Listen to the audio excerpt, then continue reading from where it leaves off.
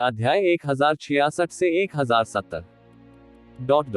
Snow song क्षेत्र, Divya ice Phoenix संप्रदाय में सीधे कदम रखना। म्यू जुआनयिन को फ्लेम गॉड दायरे के लिए रवाना हुए कई दिन बीत गए। म्यू बिंगयुन हमेशा अपने मन में बेचैनी महसूस करती थी और उसे खुद को शांत करना मुश्किल हो रहा था। आमतौर पर उसका मन सांसारिक चीजों से रहित होता था और वह बहुत कम इच्छाएं रखती थी, इसलिए उसके लिए ऐसी भावनाएं महसूस करना बेहद दुर्लभ था। इस दिन उन्होंने लगभग 1 घंटा बिताया, लेकिन फिर भी ध्यान में प्रवेश करने में असफल रही। उसके हृदय में सहसा एक क्षण के लिए तीव्र चुभन महसूस हुई। उसने अपनी ठंडी आंखें खोली और म्यू जियाओलन को थोड़ी देर के लिए बाहर जाने की सूचना दी। फिर वह आइस फीनिक्स पैलेस से उड़ गई और सीधे आइस फीनिक्स डिवाइन हॉल की ओर चली गई। महान बुजुर्ग ख्याज वाला देव क्षेत्र में जाने के लिए आयाम निर्माण में अभी भी ऊर्जा है। म्यू बिंगयुन ने म्यू हुआनजी को पाया और तुरंत भौहें चढ़ाकर पूछताछ की। आप फ्लेम गॉड दायरे में जाना चाहते हैं? क्या हुआ? म्यू हुआनजी ने तुरंत पूछा। म्यू बिंगयुन ने भौहें चढ़ाते हुए कहा, जब से संप्रदाय के गुरु ज्वाला देव क्षेत्र के लिए चले गए हैं, मैं इस पूरे समय असहज महसूस कर रहा हूँ। कल रात मैं भी एक अशुभ सपने से जागा। मुझे चिंता है कि क्या फ्लेम गॉड क्षेत्र में संप्रदाय गुरु को कुछ हो गया है। म्यू हुआनजी चौंका। इससे पहले उसने मुस्कुराते हुए कहा, हो चिंतित होने की कोई जरूरत नहीं है। फ्लेम गॉड दायरे के पास ऐसा कुछ भी नहीं है जिससे संप्रदाय के गुरु की सुरक्षा को खतरा हो। जहां तक उस प्राचीन सींग वाले ड्रैगन की बात है, सेक्ट मास्टर ने पहले भी कई बार उससे लड़ाई की है। इसलिए भले ही वह इसका वध करने में असफल हो जाए, लेकिन इससे उसे चोट लगने की बिल्कुल भी संभावना नहीं है। इसके अलावा उस सींग वाले ड्रैगन की गलती से सेक्ट मास्टर ने 1000 साल पहले ही उसे घायल कर दिया था, जिससे उसके लिए खतरा बनना और भी असंभव हो गया है। म्यू बिंगयुन ने हल्के से अपना सिर हिलाया। मैंने कभी इस तरह महसूस नहीं किया है और पिछले कुछ दिनों के दौरान लगातार ऐसा महसूस करना और भी अजीब है। इसके बारे में व्यर्थ सोचना बेकार होगा। मुझे ज्वाला देव क्षेत्र की यात्रा करनी होगी। म्यू हुआनजी ने थोड़ी देर तक सोचा और फिर अपना सिर हिलाया। अगर ऐसा है तो आप स्वयं जा सकते हैं और स्थिति की पुष्टि कर सकते हैं। हालांकि फ्लेम गॉड दायरे में जाने के लिए आयाम गठन लगभग 1000 वर्षों से सक्रिय नहीं हुआ है और इसलिए इसके भीतर की शक्ति अब तक नष्ट हो जानी चाहिए थी। मैं तुरंत कुछ लोगों को गहन क्रिस्टल के साथ आयाम निर्माण को एक बार फिर से सक्रिय करने का आदेश दूंगा। वह आगे बढ़ने से पहले एक क्षण के लिए रुका। कल मैं तुम्हारे साथ ज्वाला देव क्षेत्र में चलूंगा। हालांकि उनका दृढ़ विश्वास था कि म्यू जुआनिन को कुछ नहीं होगा, उसके पास मौजूद जबरदस्त ताकत को देखते हुए म्यू बिंगयुन और वह एक ही पिता और मां की बहनें थीं। इसलिए म्यू बिंगयुन जो महसूस कर रहा था उसे पूरी तरह से नजरअंदाज करना सही नहीं था, जो शायद उनकी आत्माओं के बीच बातचीत के कारण उत्पन्न हुआ था। प्राइमर्डियल प्रोफाउंड आग के अंदर की दुनिया। इसे म्यू जुआनिन पर अनगिनत बार बाहर निकालने के बाद, सटीक रूप से कहें तो उसके शरीर के चारों ओर लिपटे म्यू जुआनिन ने इसे अनगिनत बार बाहर निकाला। वासना की लौ धीरे धीरे उसके आकर्षक में कम हो गई और चमकती हुई खूबसूरत आंखें, जिससे साफ पता चल रहा था कि वह इस वक्त होश में नहीं थी। विशाल स्नो सॉन्ग क्षेत्र के शासक और सबसे पूजनीय दिव्य गुरु, जो पूरे ईश्वर क्षेत्र के शिखर पर खड़े थे, कांपते हुए और जोर जोर से सांस लेते हुए यूचे की बाहों में लेटे हुए थे, एक नाजुक लड़की की तरह जो लंबे समय से तबाह हो गई थी। समय अवधि वह तब तक उसी तरह रुकी रही जब तक उसने अपनी आकर्षक आंखें बंद नहीं कर ली और धीरे धीरे नींद में सो नहीं गई। उसकी आंखों के कोनों पर अभी भी कुछ आंसू के धब्बे थे जो अभी भी पूरी तरह से सूखने बाकी थे। यूनचे हल्के से म्यू जुआनिन के शरीर से उतर गया, जिसके बाद उसका विवेक पूरी तरह से जाग गया और वह अपनी जगह पर खाली बैठ गया। उसे समझ नहीं आ रहा था कि वर्तमान स्थिति का क्या किया जाए। हवा शारीरिक स्राव की विशेष रूप से तेज गंध से भर गई थी और उसके आसपास का सूखा हुआ घास का क्षेत्र पूरी तरह से बर्बाद हो गया था, जैसे कि यह तूफान और भारी बारिश से बर्बाद हो गया हो। म्यू जुआनिन के लंबे बाल बिखरे हुए थे और उसका जेड जैसा शरीर, जो किसी परी से भी अधिक आश्चर्यजनक रूप से सुंदर और आकर्षक था, पसीने की चमकती मोतियों से ढका हुआ था। इसके अलावा उसकी बर्फ सफेद त्वचा पर हल्के लाल निशान स्पष्ट रूप से देखे जा सकते थे। शून्यता से उसे देखते हुए कभी कभी यूचे का दिल पागलों की तरह धड़कता था और कभी कभी अचानक बंद हो जाता था। उसका मन पूरी तरह अस्त व्यस्त था। वह पहले ही उसके साथ इतनी दूर जा चुका था। यह म्यू जुआनिन की जान बचाने के लिए था, लेकिन इस समय वह ये विश्वास करने की हिम्मत भी नहीं कर पा रहा था कि उसने सचमुच ऐसा कुछ किया है। म्यू जुआनिन का अस्तित्व किस स्तर का था? वह दैवीय मास्टर क्षेत्र की एक व्यक्ति थी जो ईश्वर के क्षेत्र के सबसे करीब पहुंच सकती थी। एक बार जब कोई दिव्य गुरु बन जाता है तो वह प्रारंभिक अराजकता के चरम पर खड़ा होता है और असीमित ब्रह्मांड में सभी लोगों के बीच एक देवता बन जाता है। उसका सिर्फ एक शब्द स्नो सॉन्ग दायरे में किसी भी जीवित प्राणी के भाग्य का फैसला कर सकता था और उसकी उंगली का एक झटका पूरे राजवंश को खत्म कर सकता था। यहाँ तक कि फ्लेम गॉड दायरे का सबसे मजबूत व्यक्ति भी उसके सामने उतावलेपन से काम करने की हिम्मत बिल्कुल नहीं करेगा। अपनी ताकत को देखते हुए वह इतनी ऊंचाइयों तक पहुंच गई थी कि उसकी निंदा करना तो दूर, लगभग कोई भी ऐसा नहीं था जो उसके प्रति जरा सा भी अनादर दिखाता हो। दूसरी ओर वह एक निचले दायरे के ग्रह से था जिसके बारे में ईश्वरीय दायरे के लोग सोचने से भी कतराते थे। उन्हें दैवीय मार्ग में प्रवेश किए हुए बहुत ही कम समय हुआ था और विशाल ईश्वर क्षेत्र में उनका अस्तित्व एक छोटे से अस्तित्व से अधिक नहीं था। ईश्वर क्षेत्र में पहुंचने के बाद उनकी सबसे बड़ी उपलब्धि उनका प्रत्यक्ष शिष्य बनना था। लेकिन अब वास्तव में उसने ये बिल्कुल पागलपन भरा था और सबसे भयावह काम जो उसने अपने 2 जीवन में किया था। इस बार मेरे लिए सब कुछ सचमुच खत्म हो गया है, यूचे ने खुद से बुदबुदाया। मास्टर निश्चित रूप से मुझे मार डालेगा। अगर यह बात चारों ओर फैल गई तो स्नो सॉन्ग क्षेत्र के सभी निवासी मुझे जिंदा निगल जाना चाहेंगे। जब युनचे काफी देर तक बाहर रहने के बाद उठने वाला था तो उसके पेट के निचले हिस्से में अचानक जोर से धड़कन हुई। इसके तुरंत बाद एक अतुलनीय ठंडी ऊर्जा फूट पड़ी और तुरंत उसके पूरे शरीर में अंदर से बाहर तक फैल गई। बाद में यह तेजी से एक बार फिर एकत्रित हो गया क्योंकि यह उसके गहन मध्याह्न रेखा में पहुंच गया। इससे पहले कि युनचे इस पर प्रतिक्रिया कर पाता, उसके पूरे शरीर पर घनी ठंडी धुंध छाने लगी। यह क्या है? बूम! उसे ऐसा महसूस हुआ जैसे अनगिनत तूफान उसके शरीर के भीतर घूम रहे थे, जो उसके सामान्य मेरिडियन के माध्यम से यात्रा करने के बाद उसकी गहरी नसों में तेजी से घुस गए। उसके दुष्ट भगवान की गहरी नसों में गहन ऊर्जा तूफान के प्रभाव के कारण भंवर की तरह घूमने लगी, बहुत तेज गति से घूमने लगी, साथ ही तीव्र गति से फैलने लगी। प्रारंभ में युनचे केवल भंवर के पर्याप्त विस्तार को देखकर आश्चर्यचकित हुआ, लेकिन जल्द ही उसके दिल में घबराहट होने लगी। यह मास्टर की आइस फीनिक्स वाइटल यिन है। जैसे ही उसे यह एहसास हुआ, वह तुरंत जमीन पर बैठ गया और आगे कुछ भी सोचने में असमर्थ हो गया। उसने अपने मन पर संयम रखने की पूरी कोशिश की और अपने पूरे शरीर में व्याप्त ठंडी आभा को नियंत्रित करने का प्रयास करने में अपना सब कुछ लगा दिया। लेकिन आभा इतने उच्च स्तर की थी कि यूचे के लिए इससे निपटना मूल रूप से असंभव था। भले ही यह उसके शरीर से होकर प्रवाहित हो रहा था, लेकिन आभा पर उसका कोई नियंत्रण नहीं था और यह उसकी गहरी नसों की ओर अपने आप प्रवाहित होती रही। आमतौर पर जब किसी व्यक्ति पर ऊर्जा की आभा का आक्रमण होता है जिसे वे भी समझने में असमर्थ होते हैं, तो उनके लिए एकमात्र परिणाम शारीरिक विस्फोट से मृत्यु होगी। हालांकि ये ठंडी ऊर्जा वास्तव में युनचे के शरीर के साथ मिश्रित हो गई, जैसे कि इसका उसके साथ पूर्ण संबंध हो। हालांकि यह अतुलनीय रूप से घना और डरावना था, लेकिन इसने उसे थोड़ा भी असहज नहीं किया। हालांकि उसकी गहरी नसों की गहराई में ऐसा लग रहा था मानो एक भयानक तूफान उठ रहा हो।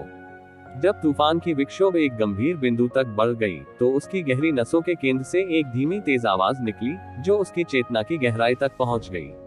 दसियों सांसों की एक छोटी सी अवधि के बाद उसकी गहन शक्ति सीधे फूट पड़ी। दैवीय उत्पत्ति क्षेत्र का तीसरा स्तर। दैवीय मार्ग से सफलता प्राप्त करना अत्यंत कठिन था। इससे पहले यूचे ने स्वर्गीय नेदफ्रॉस्ट झील की शक्ति पर भरोसा किया था और दिव्य मूल क्षेत्र के दूसरे स्तर तक पहुंचने के लिए 3 महीने बिताए थे। ईश्वर क्षेत्र में ऐसी साधना गति पहले से ही अत्यंत आश्चर्यजनक मानी जा सकती है। फिर भी म्यू जुआनिन के आइस फीनिक्स वाइटल यिन के प्रभाव में उसने आश्चर्यजनक रूप से दसियों सांसों की छोटी अवधि में सफलता हासिल की। इसके अलावा ये सफलता की प्रक्रिया की शुरुआत थी। जिस क्षण वह नए छोटे दायरे में पहुंचा, उसके गहन मध्याह्न रेखा के भीतर उठ रहा तूफान न केवल कम नहीं हुआ बल्कि और भी अधिक तीव्र हो गया। तूफान के बीच में एक गहन आभा निहारिका तेजी से घूमती रही और अधिक से अधिक घनी और असामान्य होती गई। दैवीय मूल क्षेत्र का चौथा स्तर, दैवीय मूल क्षेत्र का 5वां स्तर, दैवीय मूल क्षेत्र का 6ठा स्तर, दिव्य उत्पत्ति क्षेत्र का 9वां स्तर, दिव्य उत्पत्ति क्षेत्र का 10वां स्तर। यूचे पूरी तरह से अवाक रह गया। ऐसा लगा जैसे वह कोई सपना देख रहा हो। उसकी गहन शक्ति पूरी तरह से बेतुकी दर से बढ़ गई, जिससे वह लंबे समय तक सीधे सोचने में असमर्थ हो गया। 1 घंटे से भी कम समय पहले वह केवल दिव्य उत्पत्ति क्षेत्र के दूसरे स्तर पर था और उसकी आखिरी सफलता के बाद बहुत कम समय हुआ था, लेकिन अब एक झटके में वह पहले से ही दिव्य उत्पत्ति क्षेत्र के शिखर पर था। उसके कुछ भी किए बिना उसकी खेती 8 छोटे क्षेत्रों तक बढ़ गई। हालांकि यह अभी भी अंत नहीं था। उनकी गहन ऊर्जा की विकास दर कम होने का कोई संकेत नहीं दिखा। यूं चे की आत्मा तीव्रता से कांप उठी। उसने उस बात के बारे में सोचा जो म्यू जुवानेन ने चुलबुले और चंचल तरीके से उससे कही थी, जब उसने किसी तरह म्यू फिक्स्यू के आइस फीनिक्स वाइटल यिन को छीनने की इच्छा का विरोध किया था। उसने कहा था कि अगर उसे उसका आइस फीनिक्स वाइटल यिन मिल जाए तो वह एक शाम के समय में अपने खेती के दायरे को कई गुना बढ़ा सकेगा। क्या ऐसा हो सकता है कि मास्टर सच बोल रहा हो? चूंकि वह अपने दिल में अतुलनीय रूप से जटिल महसूस कर रहा था, अंततः किसी समय उसकी दृष्टि, श्रवण, गंध की भावना और आत्मा की भावना, उसने एक पल में उन सभी को खो दिया। वह कुछ भी सुन नहीं सकता था, न ही अपने अस्तित्व को महसूस कर सकता था। वह केवल अपनी गहरी नसों में गहन ऊर्जा निहारिका को बार बार तीव्रता से सिकुड़ते हुए महसूस कर सकता था। तभी वह विस्फोट के साथ फट गया। उसकी आत्मा की गहराइयों से भी एक तेज आवाज आई, मानो उसकी आत्मा भी उसी समय चकनाचूर हो गई हो। उसकी चेतना पूरी तरह से नष्ट हो गई। समय की एक अज्ञात अवधि बीत गई और उसकी चेतना तेजी से ठीक होने लगी। इतना ही नहीं, वह अतुलनीय रूप से शांत भी महसूस करने लगा, क्योंकि ड्रैगन गॉड डोमेन का उपयोग करके उसने अपनी आत्मिक शक्ति को पूरी तरह से समाप्त कर लिया था। जब वह उठा तो वह अभी भी बेहद थका हुआ महसूस कर रहा था, भले ही उस दौरान उसे कुछ आराम मिल गया था। बाद में उन्होंने म्यू जुआनिन के शरीर में जहर से निपटने में भी कई घंटे बिताए, जिसके कारण उनका शरीर उन्हें अतुलनीय रूप से भारी लग रहा था। इस समय उसे अब पहले से थोड़ा सा भी भारीपन और थकान महसूस नहीं हो रही थी, बल्कि वह हल्का, शांत और शांत महसूस कर रहा था। ऐसा लग रहा था मानो वह बांस के जंगल के बीच हवा में नहा रहा हो, इतना संतुष्ट महसूस कर रहा हो कि वह लगभग हवा में तैरना चाहता हो। उसके आसपास की विभिन्न आवाजें पहले से भी अधिक स्पष्ट लग रही थीं और जब उसने अपनी आंखें खोली तो वह एक ही नजर में दर्जनों किलोमीटर दूर तक देख सकता था। उन्होंने आसपास की चीजों को विशेष रूप से समझने के लिए अपनी आध्यात्मिक इंद्रिय को जारी नहीं किया, बल्कि मानो इसे किसी अंतरिक्ष दरार तक बढ़ा दिया गया हो। जिस तरह से उन्होंने दुनिया को देखा वह पहले से बहुत अलग थी।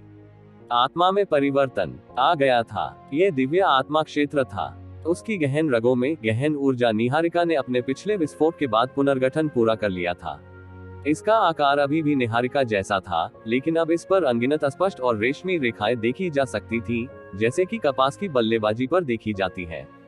यह उनके गहन साधना पथ का एक बिल्कुल नया क्षेत्र था, एक शक्तिशाली ऊर्जा जिसे उसने पहले कभी अपने भीतर महसूस नहीं किया था। तो यह है दिव्य आत्मा क्षेत्र। यूं चे अविश्वास में बुदबुदाया। दैवीय उत्पत्ति क्षेत्र में शरीर में परिवर्तन हुआ, लेकिन दिव्य आत्मा क्षेत्र में यह आत्मा थी जो परिवर्तन से गुजरी। एक बार जब कोई व्यक्ति दिव्य आत्मा क्षेत्र तक पहुंचने में सफल हो जाता है तो उसकी आत्मा सामान्य स्तर से दिव्य स्तर में बदल जाती है। ऐसा परिवर्तन अन्य गहन अभ्यासकर्ताओं के लिए बेहद स्पष्ट होगा, क्योंकि उनकी आध्यात्मिक भावना, मानसिक शक्ति और धारणा शक्ति में नाटकीय रूप से वृद्धि होगी। इसके अलावा दिव्य मार्ग में प्रवेश कर चुकी आत्मा पर आत्मा खोज तकनीक को क्रियान्वित करना बेहद कठिन था। ठीक उसी तरह जब वह दैवीय उत्पत्ति क्षेत्र में था, इस तथ्य के कारण कि यू चे की आत्मा पहले ही सामान्य स्तर को पार कर चुकी थी, उसे इतने बड़े बदलाव का अनुभव नहीं हुआ।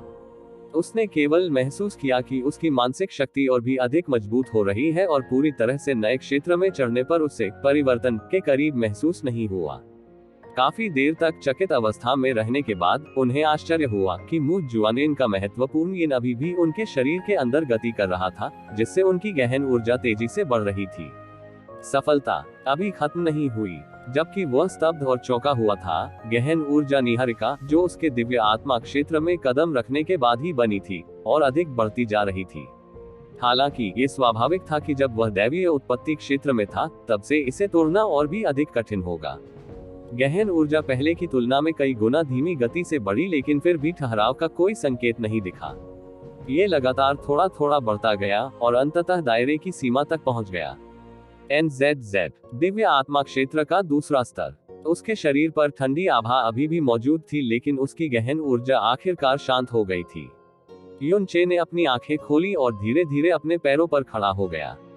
अपने हाथों को शून्यता से देखने और उस शक्तिशाली ऊर्जा को महसूस करने से जो अभी अभी पैदा हुई लगती थी, वह लंबे समय तक गुमसुम रहा। पूरी सफलता की प्रक्रिया में संभवतः 2 घंटे भी नहीं लगे, लेकिन उसकी गहन शक्ति बहुत बढ़ गई थी, यहाँ तक कि 10 गुना तक। दिव्य आत्मा क्षेत्र। मैं वास्तव में दिव्य आत्मा क्षेत्र तक पहुंच गया हूँ। उनके साधना स्तर में ऐसी स्वप्न जैसी छलांग मू जुआनिन के आइस फीनिक्स वाइटल यिन की बदौलत थी। एक आइस फीनिक्स महिला के लिए अपने आइस फीनिक्स वाइटल यिन को खोने का परिणाम बेहद कठोर था। उसकी प्रतिभा बहुत कम हो जाएगी और साधना के पथ पर उसकी भविष्य की प्रगति पहले की तुलना में बहुत धीमी हो जाएगी। हालांकि उसने म्यू जुआनिन को बचाने के लिए ऐसा किया था क्योंकि उसके पास कोई अन्य विकल्प नहीं था। वह वास्तव में इससे लाभ प्राप्त करने वाला एकमात्र व्यक्ति था और यह बहुत बड़ा लाभ था। दूसरी ओर मू जुआनिन। दिव्य आत्मा क्षेत्र। दिव्य क्लेश क्षेत्र तक की दूरी बहुत कम हो गई है, युनचे ने खुद से कहा। जिस चीज को वह एक समय असाधारण आशा समझता था, वह इस समय उसकी पकड़ से इतनी दूर न मालूम होती थी। बात सिर्फ इतनी थी कि अंत में ये सब निरर्थक था। जब मू जुआनिन जाग गई, तो उसके लिए अपनी जान सुरक्षित रखना निश्चित रूप से असंभव होगा। भले ही वह जानती हो कि उसने ऐसा उसके लिए किया था। उसे क्या करना चाहिए? उसे इस संकट से बाहर निकलने के लिए क्या करना चाहिए? उसे इस समय खुशी से पागल होना चाहिए था, लेकिन उसकी वर्तमान स्थिति को देखते हुए वह केवल भयभीत और निराश हो सकता था। एनएन। एक हल्की सी कराह उसके कानों में पड़ी, जिससे युचे डर के मारे उछल पड़ा। तुरंत वह म्यू जुआनिन की दिशा में मुड़ा और पाया कि उसकी खूबसूरत आंखें थोड़ी खुली हुई थीं, जिनमें एक स्पष्ट और चमकदार अभिव्यक्ति थी। वह सुंदरता की प्रतिमूर्ति लग रही थी और उसके चेहरे पर एक असामान्य लाल चमक थी। युनचे तुरंत उसके पास गया और अपना हाथ उसकी छाती पर रख दिया। उसे तुरंत अपने हाथ में एक नर्म और झुलसा हुआ एहसास हुआ। हालांकि उसके शरीर का तापमान तुलनात्मक रूप से बहुत कम हो गया था, फिर भी इसे सामान्य मानक से नीचे जाना बाकी था। लगता है उसे कुछ और इलाज की जरूरत है। युनचे ने जबरदस्ती एक कोर लार निगल ली। उसने धीमी आवाज में खुद से कहा, तो फिर आइए इसमें प्रयास जारी रखें। प्राइमर्डियल प्रोफाउंड आर्क गॉड बरिंग इन्फिनो जेल के ऊपर मंडराता रहा। फ्लेम गॉड रियलम संप्रदाय के 3 गुरुओं के वहां से चले जाने के बाद किसी ने भी गॉड बरिंग इन्फिनो जेल का दौरा नहीं किया था, इसलिए स्वाभाविक रूप से किसी को पता नहीं चला कि वहां एक अजीब गहरा संदूक खड़ा था। प्राइमर्डियल प्रोफाउंड आर्क की आंतरिक दुनिया के अंदर ये पुष्टि करने के बाद कि मू जुआनिन के शरीर के अंदर सींग वाले ड्रैगन का खून पूरी तरह से साफ हो गया है, युचे ने आकाश की ओर देखने से पहले उसे अपने बर्फ के रंग के कपड़े पहनने में मदद की। चेहरे पर गहरी उदासी के साथ बहुत लंबे समय तक चुपचाप खड़े रहने के बाद वह आखिरकार एक निर्णय पर पहुंचे। कुछ ही दूरी पर प्राचीन सींग वाले ड्रैगन का विशाल शरीर जमीन पर पड़ा था। उसके शरीर पर बर्फ पिघल गई थी और उसका शरीर घावों से भर गया था। युनचे तुरंत प्राचीन सींग वाले ड्रैगन की लाश के सामने आया और अपना बायां हाथ उसके खुले हुए मुंह की ओर बढ़ाया। एक हरे रंग की चमक के बाद बड़ी मात्रा में सींग वाले ड्रैगन की सांसें स्काई पॉइजन पल में समा गई। एक झटके में युचे ने अपनी हथेली हटा ली और स्काई पॉइजन पल के अंदर संग्रहित ड्रैगन की सांस की मात्रा को संक्षेप में पहचाना। फिर उसने मन ही मन बुदबुदाया, अगर मैं इसका सही तरीके से उपयोग करूं, तो ये कुछ हजार लोगों को जहर देने के लिए पर्याप्त होगा। कुछ देर की झिझक के बाद उसने अजगर के घावों से कुछ सींग वाले अजगर का खून भी निकाला। कौन जानता है, शायद यह एक दिन काम आएगा। यह एक दिव्य मास्टर ड्रैगन था जो कम से कम दसियों हजार वर्षों तक जीवित रहा था। उसके शरीर का हर हिस्सा एक अनमोल खजाना था, जिसमें उसका बेहद मजबूत ड्रैगन रक्त और जहरीली ड्रैगन सांस भी शामिल थी। ये 2 चीजें ही वो सारी चीजें थी जो उसने अजगर से ली थी। बाकी वो चाहकर भी नहीं निकाल सका। एक दिव्य मास्टर ड्रैगन एक ऐसी चीज थी जिसे वह बिल्कुल भी नष्ट नहीं कर सकता था, भले ही उसके शरीर की रक्षा करने वाली शक्ति अब खत्म हो गई हो। उसके शरीर को काटना और उसके दिल को प्राप्त करना तो दूर, वह उसकी त्वचा से एक स्केल भी नहीं उड़ा सका। मू जुआनिन के घाव और सांसें पहले ही स्थिर हो चुकी थी, इसलिए अब उन पर कोई खतरा नहीं मंडराएगा। हालांकि अत्यधिक कमजोरी और ऊर्जा की हानि के कारण वह बहुत लंबे समय तक नींद में रहेगी। ये कुछ दिनों या कुछ महीनों तक भी चल सकता है। उसकी गहरी ताकत धीरे धीरे ठीक होने लगी थी, लेकिन जब उसने जबरदस्ती एक निश्चित संरचना को उजागर किया, उसके अधिकांश रक्तसार और प्रतिभा को खत्म कर दिया और उसकी आइस फीनिक्स महत्वपूर्ण यिन को खो दिया, तो युचे भी अनुमान नहीं लगा सका कि वह कितना ठीक हो जाएगी। हालांकि एक बात निश्चित थी, वह पहले की तुलना में बहुत कमजोर हो जाएगी। ये किसी भी गहन अभ्यासी के लिए अस्वीकार्य था। म्यू जुआनिन जैसे गौरवान्वित व्यक्ति के लिए तो बिल्कुल भी नहीं। यदि वह पीछे रहता तो उसके जागने के बाद म्यू जुआनिन सबसे पहला काम उसे मार देती। इसलिए उसके लिए एकमात्र विकल्प ये था कि उसके जागने से पहले स्नो सॉन्ग क्षेत्र को छोड़ दिया जाए। ऐसा इसलिए था क्योंकि वह मरना नहीं चाहता था और उसके पास न मरने के कई कारण थे। गड़गड़ाहट। युन चे ने मु जुआनिन के सामने जोर से घुटने टेक दिए और अपना सिर नीचे झुका लिया। मास्टर, युन चे ने अफसोस के साथ फुसफुसाया, जब शिष्य पहली बार ईश्वर के क्षेत्र में आया तो उसने कई भयानक गलतियां की और अनजाने में अपने रहस्यों को उजागर कर दिया होता अगर यह आपके अनुस्मारक के लिए नहीं होता। आप जानते थे कि इस शिष्य के पास दुष्ट ईश्वर की विरासत और स्वर्गीय गहन खजाना था जो कि आकाश विश्व मोती था, लेकिन आपने न केवल मुझे कभी उनसे वंचित करने की कोशिश नहीं की, बल्कि आपने मुझे अपने प्रत्यक्ष शिष्य के रूप में भी लिया। ये देखने पर कि म्यू सुशान और म्यू फेंगजू अब फ्रीजिंग स्नो हॉल में मौजूद नहीं है, शिष्य को तुरंत समझ में आ गया कि आपने उनके अस्तित्व से उत्पन्न होने वाली भविष्य की सभी परेशानियों को खत्म करने के लिए उन्हें मार डाला है। पहले मैंने सोचा था कि आप पहले इस मास्टर बिंगयुन को बचाने के मेरे उपकार का बदला चुका रहे हैं, लेकिन उसके बाद आपने मेरे लिए गोल्डन क्रो के बर्निंग वर्ल्ड के रिकॉर्ड और सींग वाले ड्रैगन के दिल की मांग की। आपने शिष्य की इच्छा को पूरा करने के लिए बड़ी मात्रा में आइस फीनिक्स वाइटल यीन का उपयोग करने का भी प्रयास किया और यहाँ तक कि मुझे 9 पुनरुत्थान के बुद्ध हृदय कमल भी दिए, जिन्हें पोषित करने के लिए आपने आधा जीवन बिताया। 2 बार मैंने आपका साथ छोड़ा, एक बार बर्फ पर विंड एम्पायर और एक बार मिस्ट एंड वैली में। आपने गुप्त रूप से शिष्य की रक्षा की, विशेष रूप से उस समय जब आपके शिष्य को गंभीर गलती करने के लिए मिस्ट एंड वैली में भेजा गया था। आपके क्रोध के बावजूद आपने मेरी सुरक्षा की चिंता करते हुए अभी भी मेरी रक्षा की। इस शिष्य के गुरु स्वर्ग की देवी हैं और मैं एक तुच्छ कनिष्ठ हूँ जो निचले क्षेत्र से आती हूँ। आपने मुझ पर जो महान दया की है, मैं उसका पात्र नहीं हूँ, और यह शिष्य संभवतः अपने जीवन काल में इस उपकार का बदला नहीं चुका सकता। फिर भी अब मैंने और भी अधिक अपमानजनक कार्य किया है। यू चे ने अफसोस के साथ अपनी आंखें बंद करने से पहले गहरी सांस ली। मैं अपने जीवन का ऋणी हूँ गुरु। जब मास्टर जागेंगे तो मैंने जो किया है उसे जानकर आप निश्चित रूप से कल्पना से परिक्रोधित होंगे।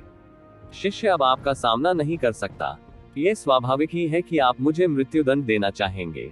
हालांकि मैं अब मर नहीं सकता, क्योंकि मुझे अभी भी एक महत्वपूर्ण इच्छा पूरी करनी है। जब शिष्य अपनी इच्छा पूरी कर लेगा तो वह निश्चित रूप से गुरु के पास लौट आएगा और आपको अपनी इच्छानुसार उसे दंडित करने की अनुमति देगा। युन चे ने अपना शरीर झुकाया और म्यू जुआनिन के सामने 3 बार चुपचाप झुक गया। फिर वह सावधानी से और धीरे से म्यू जुआनिन के कपड़ों को व्यवस्थित करने से पहले उसकी तरफ चला गया।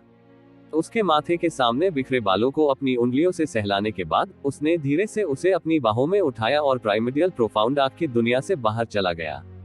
उसे अपने प्रस्थान से पहले म्यू जुआनिन को सुरक्षित रूप से स्नो सॉन्ग क्षेत्र में वापस पहुंचाना था। वर्मिलियन संप्रदाय का मुख्य हॉल। म्यू बिंगयुन और म्यू हुआनजी फ्लेम गॉड क्षेत्र में पहुंचने के बाद उन्होंने तुरंत वर्मिलियन बर्ड संप्रदाय का दौरा किया। उन्होंने बहुत लंबे समय तक इंतजार किया। आखिरकार कोई उनका स्वागत करने आया, और वह एक नहीं बल्कि 3 लोग थे। वर्मिलियन बर्ड संप्रदाय के गुरु यान वान कांग, फीनिक्स संप्रदाय के गुरु यान जुएहाई और गोल्डन क्रो संप्रदाय के गुरु हुओरुली। तीनों संप्रदाय के गुरुओं को एक साथ आते देख म्यू हुआनजी स्पष्ट रूप से आश्चर्यचकित रह गए। उन्होंने तुरंत थोड़ी घबराहट के साथ कहा, डिवाइन आइस फीनिक्स संप्रदाय के म्यू हुआनजी 3 संप्रदाय के गुरुओं का स्वागत करते हैं। हाँ, मुझे ये स्वीकार करना होगा कि मुझे यहाँ सेक्ट मास्टर यान और सेक्ट मास्टर हो से मिलने की उम्मीद नहीं थी। क्या संयोग है। आप बहुत दयालु हैं, भाई हुआनजी, यान जुएहाई ने कहा। तीनों संप्रदाय के गुरुओं के चेहरे पर अत्यंत अप्राकृतिक भाव थे।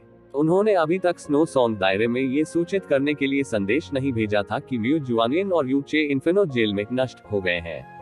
ऐसा इसलिए था क्योंकि उन्हें समझ नहीं आ रहा था कि जो कुछ घटित हुआ उसका हिसाब कैसे दिया जाए।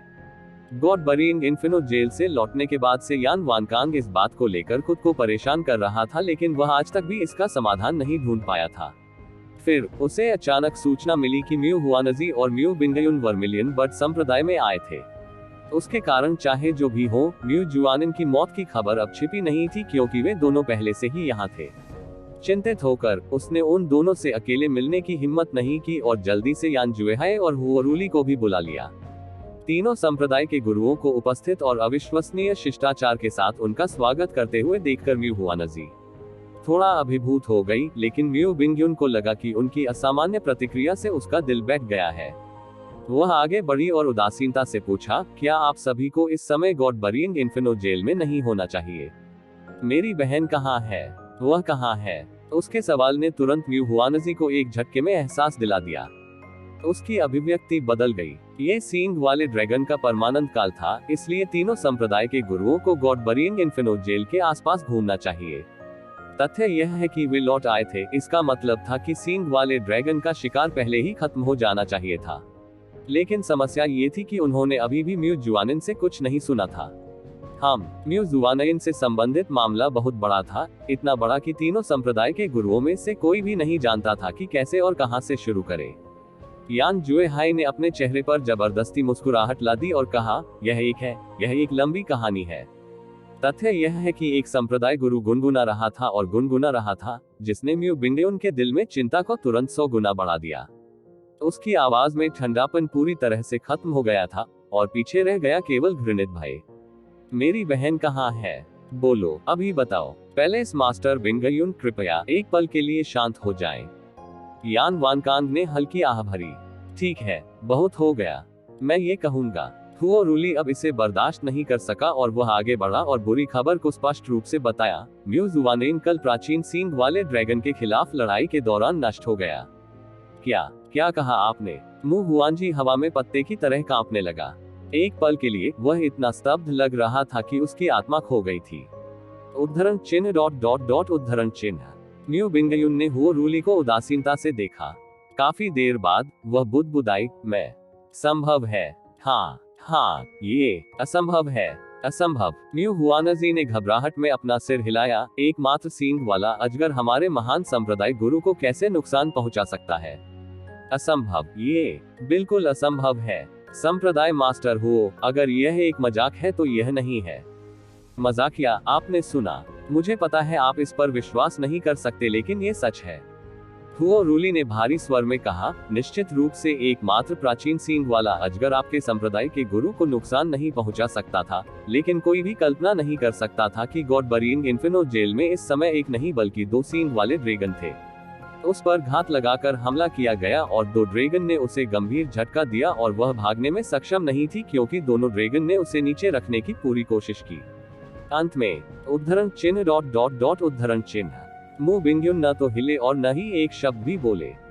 उसका चेहरा तेजी से पीला पड़ गया और ऐसा लग रहा था जैसे वह वहीं गिरने वाली है।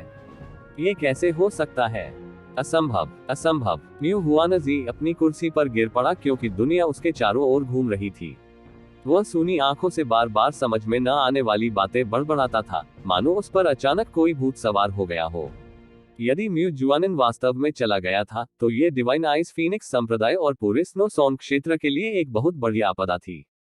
एक ऐसे पैमाने पर जिसकी कल्पना करने की किसी ने हिम्मत नहीं की।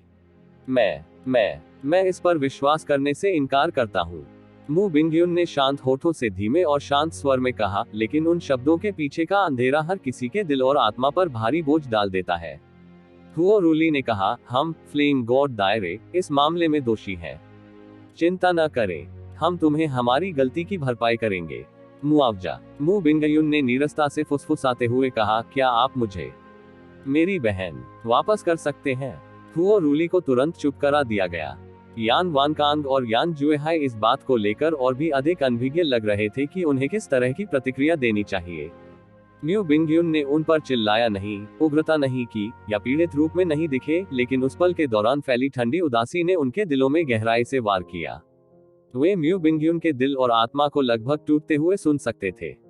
यूचे कहाँ है? उसने अचानक दूर से आती आवाज में पूछा। यूचे? वह फिर से हुओ रूली ही थी जिसने उसके प्रश्न का उत्तर दिया। उसने भयंकर अफसोस के साथ बोलते हुए जोर से आह भरी, तुम्हारे संप्रदाय के गुरु को बचाने के लिए उसने जबरदस्ती अपना रास्ता बना लिया और परिणाम स्वरूप हुआ। हाँ, मुझे ये लड़का बहुत पसंद है, लेकिन वह उद्धरण चिन्ह। अचानक मुंह बिंगयुन ने अपना हाथ बढ़ाया और एक चमकती हुई आइस फीनिक्स उत्कीर्ण जेड निकाली। फिर उसने नर्म स्वर में पूछा, यूचे, क्या वह सचमुच तुम हो? क्या कहा? म्यू बिंगयुन के अचानक शब्दों ने तीनों संप्रदाय के गुरुओं को चौंका दिया। मुंह बिंगयुन की बर्फीली आंखों में अचानक थोड़ा सा ध्यान और रोशनी लौट आई। फिर आइस फीनिक्स एनग्रेव्ड जेड को पकड़े हुए उसका हाथ अचानक कांपने लगा क्योंकि उसने अचानक ऊपर देखा और तुरंत कहा, जल्दी करो, मुझे अभी ईश्वर दफनाने वाली नरक जेल में ले आओ। क्या क्या है? तीनों पंथ के गुरु पूरी तरह से अनभिज्ञ दिखे। न्यू बिंगयुन पहले ही ठंडी हवा के झोंके में उड़ चुका था। गॉड बरीइंग इन्फिनो जेल के बगल में गहन आयामी संरचना चमक उठी क्योंकि तीन संप्रदाय के गुरु एक बार फिर म्यू बिंगयुन और म्यू हुआनजी के साथ उस स्थान पर पहुंचे। जैसे ही वे गहन संरचना से बाहर निकले, तीनों संप्रदाय के गुरुओं की आंखें गाय की आंखों से भी बड़ी हो गईं, जैसे कि उन्होंने कोई भूत देखा हो या वज्रपात किया हो। दूसरी तरफ यू चे न केवल जीवित और स्वस्थ था, बल्कि उसने एक सोई हुई महिला को भी पकड़ रखा था। यू चे और snow song realm king Yan Juehai ने धुंधला कर दिया। वह इतना सदमे में था कि उसने सचमुच अपनी जीभ ही काट ली। आह, क्या यहाँ क्या हो रहा है? हुओ रूली का जबड़ा भी लगभग फर्श से टकराया। बहन, संप्रदाय गुरु म्यू बिंगयुन और म्यू हुआनजी दोनों पहले से ही आगे बढ़ रहे थे। युन चे उनकी ओर बढ़े और ध्यान से म्यू जुआनइन को म्यू बिंगयुन की बाहों में दे दिया। बुजुर्ग हुआनजी, पैलेस मास्टर बिंगयुन, चिंता मत करो, मास्टर सुरक्षित है। वह बस थोड़ी देर के लिए बेहोश हो जाएगी क्योंकि उसने बहुत अधिक ताकत खर्च कर दी है। भगवान का शुक्र है। ओह, भगवान का शुक्र है। म्यू हुआनजी ने अपने दिल पर हथेली दबाई और एक पल के लिए जोर से हौंफेने लगा। जिस महान द्वेख और अत्यधिक खुशी का उसने अनुभव किया, उससे उसे ऐसा महसूस हुआ मानो वह मृत्यु के द्वार से बार बार आया हो। म्यू जुआनइन को स्वीकार करने के बाद म्यू बिंगयुन की बाहें धीरे धीरे मजबूत होती गईं। उसने कुछ नहीं कहा, उसने बस अपनी बाहों में म्यू जुआनिन की उपस्थिति महसूस की और चुपचाप रो पड़ी। पैलेस मास्टर बिंगयुन, मैं जा रहा हूँ। मास्टर आपके हाथों में। युन चे की आवाज इतनी धीमी थी कि उसने जो कहा उसे उसके अलावा किसी ने नहीं सुना। म्यू जुआनइन के चेहरे पर एक अंतिम नजर डालने के बाद वह तीन भ्रमित संप्रदाय के गुरुओं की ओर बढ़ा और उनके सामने खड़ा हो गया। हुओ रूली से बात करते समय उसने कभी भी यान वानकांग या यान ह्यूहाई की ओर नहीं देखा। संप्रदाय मास्टर हो, ये जूनियर आपसे निजी तौर पर कुछ बात करना चाहता है। क्या आप इस समय स्वतंत्र हैं? उद्धरण चिन्ह उद्धरण चिन्ह। हुओ रूली का झटका एक पल के लिए जारी रहा, इससे पहले कि वह अंततः यूचे पर सिर हिलाने के लिए पर्याप्त होश में आ गया। फिर उसने युनचे को एक हाथ से उठाया और दूर की ओर उड़ गया। तुम कहाँ जा रहे हो, यूचे? म्यू बिंगयुन ने जब उसकी अचानक चली जाने वाली उपस्थिति को महसूस किया तो वह पीछे मुड़ी और चिल्लाने लगी। लेकिन यूचे और हुओ रूली पहले ही उसकी दृष्टि से ओझल हो चुके थे और यूचे ने कभी कोई जवाब नहीं भेजा। हुओ रूली यूचे को एक दूर के स्थान पर ले गई जो हर किसी की धारणा सीमा से पूरी तरह से बाहर था। जैसे ही वे उतरे, हुओ रूली ने तुरंत यूचे के कंधे को अधीरता से पकड़ लिया और आधी दहाड़ते हुए कहा, क्या हो रहा है? आप कैसे बचे? मैंने सोचा था कि आप और आपके स्वामी। क्या यह एक विशेष आयामी पलायन था? यह सही नहीं हो सकता। ऐसी स्थिति में आपको इसका उपयोग करने का कोई मौका नहीं मिलेगा। अचानक हुओ रूली की आंखें आश्चर्य से घूम गईं। क्या आपकी गहन शक्ति में क्या है? उसने पहले इस पर ध्यान नहीं दिया था, लेकिन अचानक उसे एहसास हुआ कि यूचे के शरीर से निकलने वाली गहन ऊर्जा आभा दिव्य आत्मा क्षेत्र में थी। युनचे ने उसे कोई उत्तर नहीं दिया। इसके बजाय उसने अपना बायां हाथ लहराया और अपने स्काई पॉइजन पल से एक बड़ी चीज जारी की। वह चीज मुरझाई हुई जमीन पर आ गिरी। जब एक भयानक बदबू उसकी नाक की ओर बढ़ी, तो हुओ रूली ने एक कदम पीछे लिया और एक अनैच्छिक चीख निकाली, प्राचीन सींग वाला अजगर। प्राचीन सींग वाले ड्रैगन की लाश कुछ ऐसी चीज थी जिसका फ्लेम गॉड दायरे ने सैकड़ों हजारों वर्षों से सपना देखा था। इससे पहले उन सभी ने सोचा था कि अब सींग वाले अजगर की लाश को प्राप्त करना असंभव है क्योंकि वह गॉड बरीइंग इन्फिनो जेल में गिरी थी। उन्हें लगा कि उनके सपने बुलबुले की तरह फूट गए हैं। लेकिन अब सींग वाला अजगर अचानक उससे कुछ ही कदम की दूरी पर प्रकट हो गया था। लाश घावों से भरी होने के बावजूद बरकरार थी। यदि यह अतीत में होता तो हुओ रूली के स्वभाव का कोई व्यक्ति नियंत्रण खो देता और उत्तेजना में चिल्लाते हुए पहले से ही सींग वाले ड्रैगन शव की ओर झपटा होता। अब उभरी हुई आंखों के बावजूद उसे ऐसा महसूस हो रहा था जैसे किसी ने उसके पैरों को जमीन पर कीलों से ठोक दिया हो। काफी देर तक वह एक भी कदम आगे नहीं बढ़ा पा रहा था। उसे नहीं लगा कि वह इसे छूने के लायक है। इस सींग वाले अजगर के मरने के बाद ये पहले वाले की तरह लगभग इन्फिनो जेल में गिर गया। ये कुछ ऐसा है जिसमें मेरे स्वामी ने अपना सब कुछ झोंक दिया और लगभग मर ही गए, इसलिए मैं इसे ऐसे ही बर्बाद नहीं होने दे सकता। शुक्र है मैं उसके शव को सुरक्षित रखने में कामयाब रहा। युनचे ने असाधारण शांति के साथ उत्तर दिया। सटीक रूप से कहें तो सींग वाले ड्रैगन की लाश को उसने और मू जुआनिन दोनों ने अपनी जान जोखिम में डालने के बाद जीता था। युन चे ने कहा, जैसा कि सहमति हुई, सींग वाले ड्रैगन को स्नो सॉन्ग क्षेत्र और फ्लेम गॉड क्षेत्र के बीच 50-50 विभाजित किया जाएगा। हुओ रूली ने यूचे को घूरकर देखा और काफी देर तक कुछ भी नहीं कह पाए। यदि कोई आश्चर्य नहीं होता, तो मू जुआनिन द्वारा बिना किसी हिचकिचाहट के प्राचीन सींग वाले ड्रैगन का शिकार करने के बाद वे उसके दूसरे आधे हिस्से को ले गए होते। आखिरकार शिकार पूरी तरह से म्यूजुएनिन द्वारा अकेले ही किया गया होगा, लेकिन प्राचीन सींग वाला ड्रैगन अभी भी फ्लेम गॉड दायरे से संबंधित था। हालांकि उन्हें एक भयानक आश्चर्य हुआ, और क्योंकि उन्होंने यूचे की सलाह पर विश्वास नहीं किया, क्योंकि उन्होंने किसी भी छोटी गलती या दुर्घटना से बचने के लिए उसकी खून की शपथ और विनती को नजरअंदाज कर दिया, उन्होंने म्यू जुआनिन और यूचे को लगभग खो दिया। वे लगभग विश्वास नहीं हो रहा था कि वे दोनों अभी भी जीवित हैं। उस आपदा के बाद वे प्राचीन सींग वाले अजगर के आधे हिस्से की मांग करने का साहस कैसे कर सकते थे। इसके अलावा उन सभी ने सोचा कि दोनों सींग वाले dragon god burying inferno jail के नीचे डूब गए थे और जलकर शून्य हो गए थे। यूचे पूरे सींग वाले ड्रैगन को स्नो सॉन्ग क्षेत्र में ले जा सकता था और उन्हें कुछ नहीं दे सकता था। भले ही उन्हें इसके बारे में बाद में पता चले, लेकिन वे उसके कार्यों के लिए किसी भी तरह से उसे दोषी नहीं ठहरा सकते थे। क्या तुम सचमुच हमें इसके शरीर का आधा हिस्सा देने जा रहे हो? हुओ रूली ने कांपते हुए पूछा। उसे अब भी विश्वास नहीं हो रहा था कि यूचे वास्तव में उसे अपना आधा शरीर देने जा रहा था। बिल्कुल, ये वही है जिसका हमने पहले वादा किया था, यूचे ने कहा। उद्धरण चिन्ह ... उद्धरण चिन्ह। हुओ रूली ने यूचे के कंधे पर दोनों हाथ जोर से दबाने से पहले एक गहरी सांस ली। यू लड़के, क्या आप जानते हैं कि इस सींग वाले ड्रैगन का हमारे फ्लेम गॉड क्षेत्र के लिए क्या मतलब है? मैं पहले से ही येर की जान बचाने के लिए आपके एहसान का बदला नहीं चुका सकता, और अब आप ये चीज सीधे हमारे दरवाजे पर पहुंचा दें। मैं इस उपकार का बदला कभी नहीं चुका सकता, भले ही मुझे तुम्हें अपनी जान भी देनी पड़े। युन चे ने मुस्कुराते हुए कहा, ईमानदारी से कहूं तो अगर यह सिर्फ मेरे बारे में होता तो मैं तुम्हें सींग वाले अजगर का हिस्सा कभी नहीं देता। लेकिन यह आप सभी और मेरे स्वामी के बीच है, और यद्यपि आपने उसे निराश किया और लगभग उसे इन्फिनो जेल में मरने का कारण बना दिया, स्नो सॉन्ग क्षेत्र कभी भी अपने वादे से पीछे नहीं हटता। मुझे यकीन है कि उसके जागने के बाद भी मास्टर उसी निष्कर्ष पर पहुंचेंगे। कृपया इन शब्दों को अन्य दो संप्रदाय के गुरुओं, संप्रदाय मास्टर हुओ के पास वापस ले जाएं।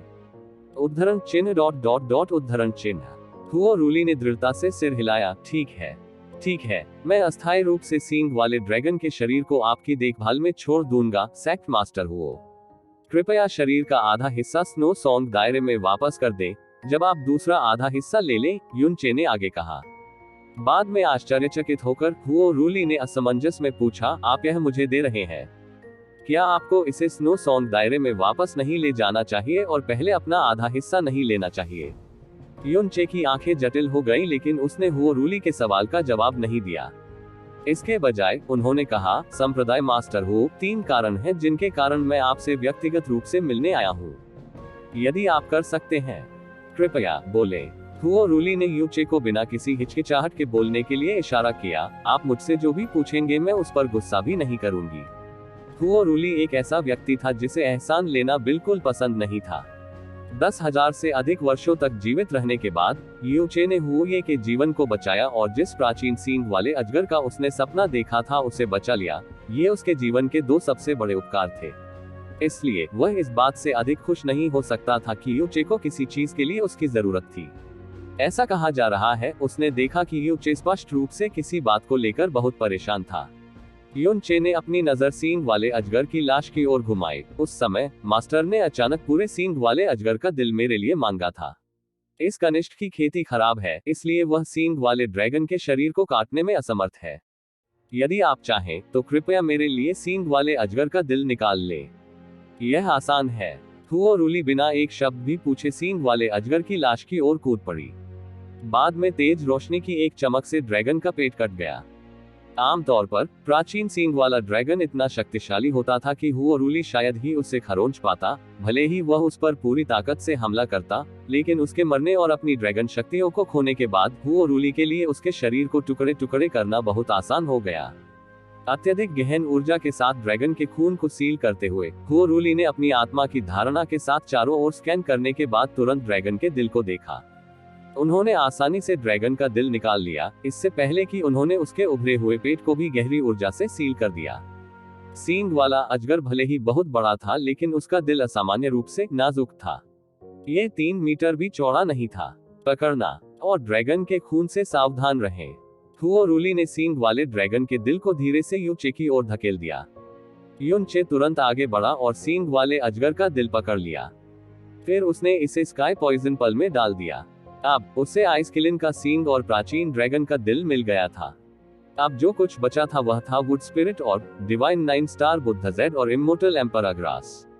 हालांकि म्यू जुआनिन की असंभव रूप से शक्तिशाली आइस फीनिक्स वाइटल यिन ने उससे एक ही रात में दिव्य आत्मा क्षेत्र में प्रवेश करने की अनुमति दी, लेकिन प्रोफाउंड गॉड कन्वेंशन से पहले अभी भी केवल 2 साल बाकी थे।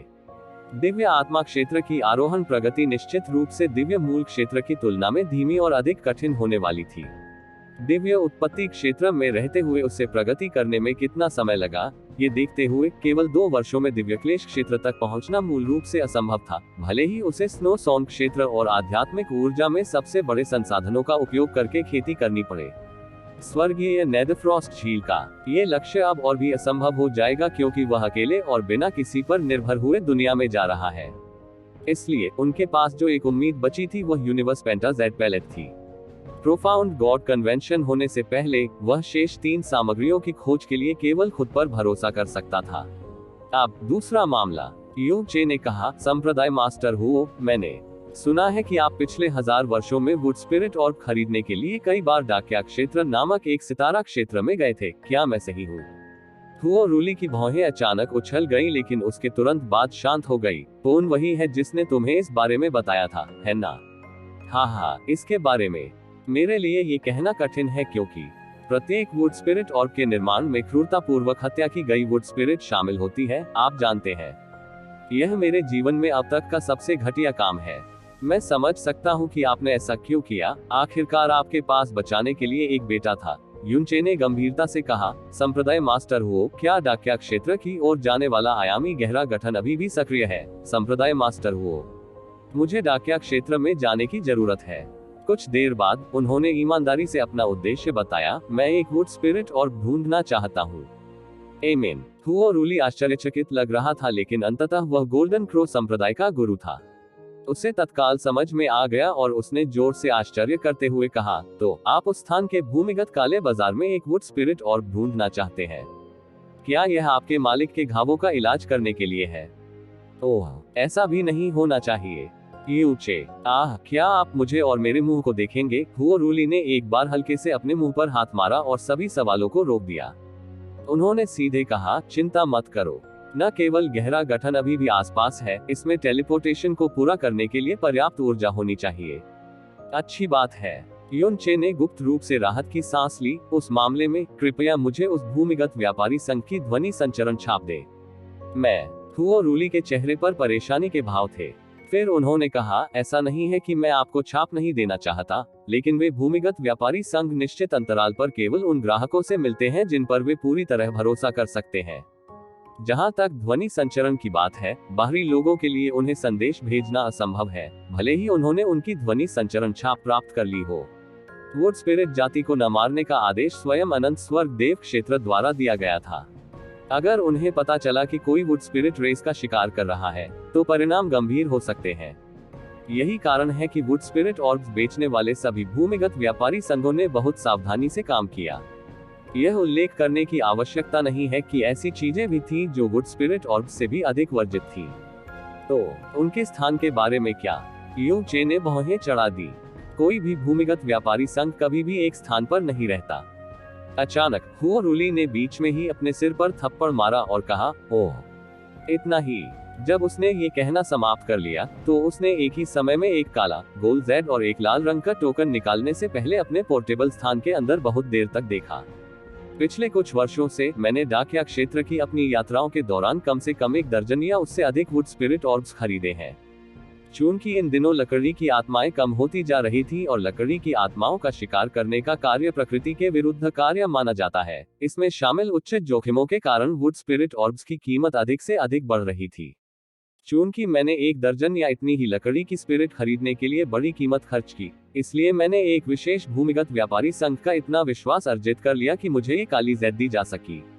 ये काली जैड हर जगह पूरी तरह से बेकार है, लेकिन जैसे ही आप डाकिया क्षेत्र के डाकिया शहर में कदम रखेंगे, ये प्रतिक्रिया करेगा और आपको उस भूमिगत व्यापारी के सदस्यों की ओर इंगित करेगा।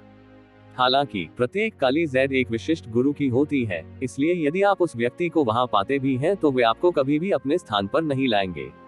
लेकिन यह एक अलग कहानी होगी यदि आप मेरे संप्रदाय गुरु टोकन के साथ अपनी प्रामाणिकता साबित कर सकते हैं। एक बार जब उसने ये कहा तो हुओ रूली ने काली जैड और संप्रदाय मास्टर टोकन दोनों को यू चे के हाथों में धकेल दिया। स्वाभाविक रूप से एक कारण है कि ये भूमिगत व्यापारी संघ इतने वर्षों तक जीवित रहने में कामयाब रहे हैं। मैं आपकी सहायता के लिए यही सर्वोत्तम प्रयास कर सकता हूँ। यदि यह अभी भी काम नहीं करता है तो आप पूरी तरह से आ सकते हैं और मुझे ढूंढ सकते हैं। मैं तुम्हें स्वयं वहां लाऊंगा और तुम्हारे लिए एक वुड स्पिरिट ऑर्ब लाऊंगा। प्रस्ताव के लिए धन्यवाद, लेकिन मुझे अभी भी लगता है कि मुझे स्वयं वहां जाना चाहिए। यू चे ने ब्लैक जैड और गोल्डन क्रो संप्रदाय मास्टर टोकन वापस ले लिया। हाँ, अच्छा, हुओ रूली जोर से हंसी। यहाँ मैंने सोचा कि आपको किसी बड़ी चीज के लिए मेरी जरूरत है, लेकिन ये सब छोटे छोटे एहसान है ना? आखिरी मामला क्या है? इस बार तो कुछ बड़ा होना चाहिए ना? युन चे ने कहा, यह तीसरा मामला निश्चित रूप से आपको कुछ हद तक परेशान करेगा, संप्रदाय मास्टर हुओ रूली ने प्रभावशाली अंदाज में हाथ हिलाया। अगर मैं आपके अनुरोध से परेशान महसूस करता हूं तो बेझिझक मुझे कमीने यू बॉय कह सकते हैं। ये कहना यू चे ने धीरे से आह भरी, क्योंकि उसकी अभिव्यक्ति जटिल हो गई थी। आखिरी चीज जो मैं आपसे पूछना चाहता हूँ वो है कि आप मेरे लिए अपने गुरु सेक्ट मास्टर हुओ से झूठ बोले। आप चाहते हैं कि मैं झूठ बोलूं? हुओ रूली तुरंत चकित रह गई। एक निश्चित परिस्थिति के कारण मेरे पास स्नो सॉन्ग दायरे को अस्थायी रूप से छोड़ने के अलावा कोई विकल्प नहीं है। डाकिया क्षेत्र की मेरी यात्रा को भी हर किसी से छुपाया जाना चाहिए, विशेष रूप से मेरे स्वामी से। इसलिए कृपया मेरे स्वामी या स्नो सॉन्ग क्षेत्र के किसी भी व्यक्ति को यह न बताएं कि मैं कहां जा रहा हूं। बस इतना कहिए कि मैं उत्तर की ओर चला और गायब हो गया। ये जूनियर जानता है कि सेक्ट मास्टर हुओ ईमानदार और स्पष्टवादी है और झूठ बोलना बिल्कुल आपके नीचे है। लेकिन मैं आपसे ये वादा करने के लिए विनती करता हूँ, सेक्ट मास्टर हुओ रूली काफी देर तक चुप रही। अंत में उसने धीरे से कहा, मैं सोच रहा था कि आप इसे अपने संप्रदाय में वापस ले जाने के बजाय पहले मुझे सींग वाला अजगर क्यों देंगे। मैं और भी अधिक आश्चर्यचकित था कि आप अकेले डाकिया क्षेत्र की यात्रा क्यों करना चाहते हैं। यदि आप वास्तव में वुड स्पिरिट ऑर्ब चाहते हैं तो आपके संप्रदाय में बहुत सारे लोग हैं जिन्हें वहां भेजना बेहतर और सुरक्षित विकल्प होगा। लेकिन अब मैं देख रहा हूँ आप स्नो सॉन्ग क्षेत्र छोड़ने का इरादा रखते हैं। यू चे, क्यों? हुओ रूली ने गहरी नाराजगी व्यक्त की। वह यू चे के फैसले को बिल्कुल भी समझ नहीं पाया। यह एक अनिवार्य कारण और एक निश्चित मिशन के लिए है जिसे मुझे पूरा करना होगा। कृपया मुझसे और कुछ न पूछें, संप्रदाय मास्टर हुओ। ऐसा कोई रास्ता नहीं था जिससे वह उसे असली कारण बता सके, क्योंकि यह मुजुआनिन की प्रतिष्ठा और अखंडता से संबंधित था। हुओ रूली ने आगे नहीं पूछा, लेकिन ऐसा लग रहा था कि उसे अपने आप ही कुछ पता चल गया है। उसने धीरे से सिर हिलाया और प्राचीन सींग वाले अजगर को दूर रख दिया। फिर वह यू चे को अपने साथ ले गया और कहा, ठीक है, चलो चले। उन्होंने यान वानकांग या म्यू बिंग्यून का स्वागत नहीं किया। वास्तव में वह जानबूझकर उनकी आध्यात्मिक धारणा की सीमा से बाहर रहा और सीधे दक्षिण की ओर उड़ गया। गोल्डन क्रो संप्रदाय ज्वाला देव क्षेत्र। हुओ रूली द्वारा उस पर लौ का एक छोटा सा विस्फोट करने के बाद एक छोटी आयामी गहरी संरचना धीरे धीरे जल उठी। जैसा कि मैंने सोचा था, इस संरचना में शेष ऊर्जा इसे एक बार फिर से सक्रिय करने के लिए पर्याप्त है। हुओ रूली ने अपनी हथेली हटा ली। एक बार जब आप अंदर जाएंगे तो आपको डाकिया क्षेत्र के ऊपर एक यादृच्छिक स्थान पर टेलीपोर्ट किया जाएगा। हालांकि यह एक तरफा टेलीपोर्टेशन फॉर्मेशन है, इसलिए यदि आप फ्लेम गॉड दायरे या स्नो सॉन्ग दायरे में वापस आना चाहते हैं तो आपको एक अलग टेलीपोर्टेशन बिंदु ढूंढना होगा। ऐसा करने के लिए आपको बड़ी मात्रा में बैंगनी पत्थर या बैंगनी क्रिस्टल भी खर्च करने होंगे। उद्धरण चिन्ह ... जब तक मेरे मालिक मुझे नहीं ढूंढ लेते, मुझे थोड़ी देर में वापस नहीं लौटना चाहिए। यू चे ने ऐसे कहा जैसे वह खुद से बात कर रहा हो। फिर वह सीधे टेलीपोर्टेशन फॉर्मेशन की ओर चल दिया। इंतजार शानदार धात्विक रोशनी से चमकता हुआ जेडस्टोन निकालने से पहले हुओ रूली ने चिल्लाकर उसे रोका। 9 सूर्यों की जैड। यू चे ने वस्तु का नाम उगल दिया। ये बिल्कुल वैसा ही था जैसा गोल्डन क्रो सोल द्वारा इल्यूसरी डेमन क्षेत्र में उसके पास से गुजरा था। ओह, आप इसका नाम जानते हैं? हुओ रूली ने इसे यूचे के हाथ में रखा। The jade of the 9 sons इसका प्राचीन शीर्षक है। आजकल इसे आमतौर पर गोल्डन क्रो जेड के नाम से जाना जाता है। यह आपके पास मौजूद वर्मिलियन बर्ड जेड के समान ग्रेड का है और यह फ्लेम गॉड दायरे का सबसे बड़ा ऊर्जा जेडस्टोन है। आपका वह गहन संदूक बहुत असामान्य है, इसलिए आपको इसकी आवश्यकता हो सकती है। युन चे ने प्रस्ताव ठुकराया नहीं। उन्होंने कृतज्ञतापूर्वक उपहार स्वीकार कर लिया। यू लड़के, मेरे पास एक प्रश्न है जिसका उत्तर मुझे तुमसे चाहिए। अचानक हुओ रूली की आंखें अविश्वसनीय रूप से गंभीर हो गईं। कृपया बोलें, संप्रदाय मास्टर हुओ, युन चे ने कहा। क्या आप सचमुच गॉड बरीइंग इन्फिनो जेल की तह तक पहुंच गए? जब हुओ रूली ने ये पूछा तो उसने यू चे की आंखों में दृढ़ता से देखा। हुओ रूली की आंखों के पीछे एक अजीब सी रोशनी थी जिसे यू चे समझ नहीं सका। उद्धरण चिन्ह ... उद्धरण चिन्ह। यू चे घुमा और आयामी गहन संरचना की ओर चला गया। मैं वास्तव में कहना चाहता हूं कि मैं झूठ बोल रहा था क्योंकि मैं अपने गुरु के लिए अत्यधिक चिंतित था, लेकिन मैं आपसे झूठ नहीं बोलना चाहता, संप्रदाय मास्टर हुओ। तो कृपया इस बारे में भूल जाओ, संप्रदाय मास्टर हुओ। जब उनके अंतिम शब्द हुओ रूली के कानों तक पहुंचे तो यू चे ने गहन गठन में कदम रखा था। आयामी गहन प्रकाश की एक किरण उसके चारों ओर लिपटी हुई थी। युन चे के शब्द निस्संदेह एक मूक स्वीकृति थे। हुओ रूली का दिमाग एक सेकंड के लिए खाली हो गया, इससे पहले कि वह अचानक आगे बढ़े और जोर से चिल्लाए, यू लड़के, रुको। क्लैंग, आयाम बदल गए और यू चे की आकृति गहन प्रकाश के साथ गायब हो गई। हुओ रूली दो आंखों और लगातार बदलते चेहरे के साथ वहां खाली खड़ी थी। काफी देर बाद आखिरकार वह शांत हुआ। यदि वह वास्तव में गॉड बरीइंग इन्फिनो जेल की तह तक पहुंच गया तो क्या इसका मतलब यह नहीं है? ओह, कोई बात नहीं।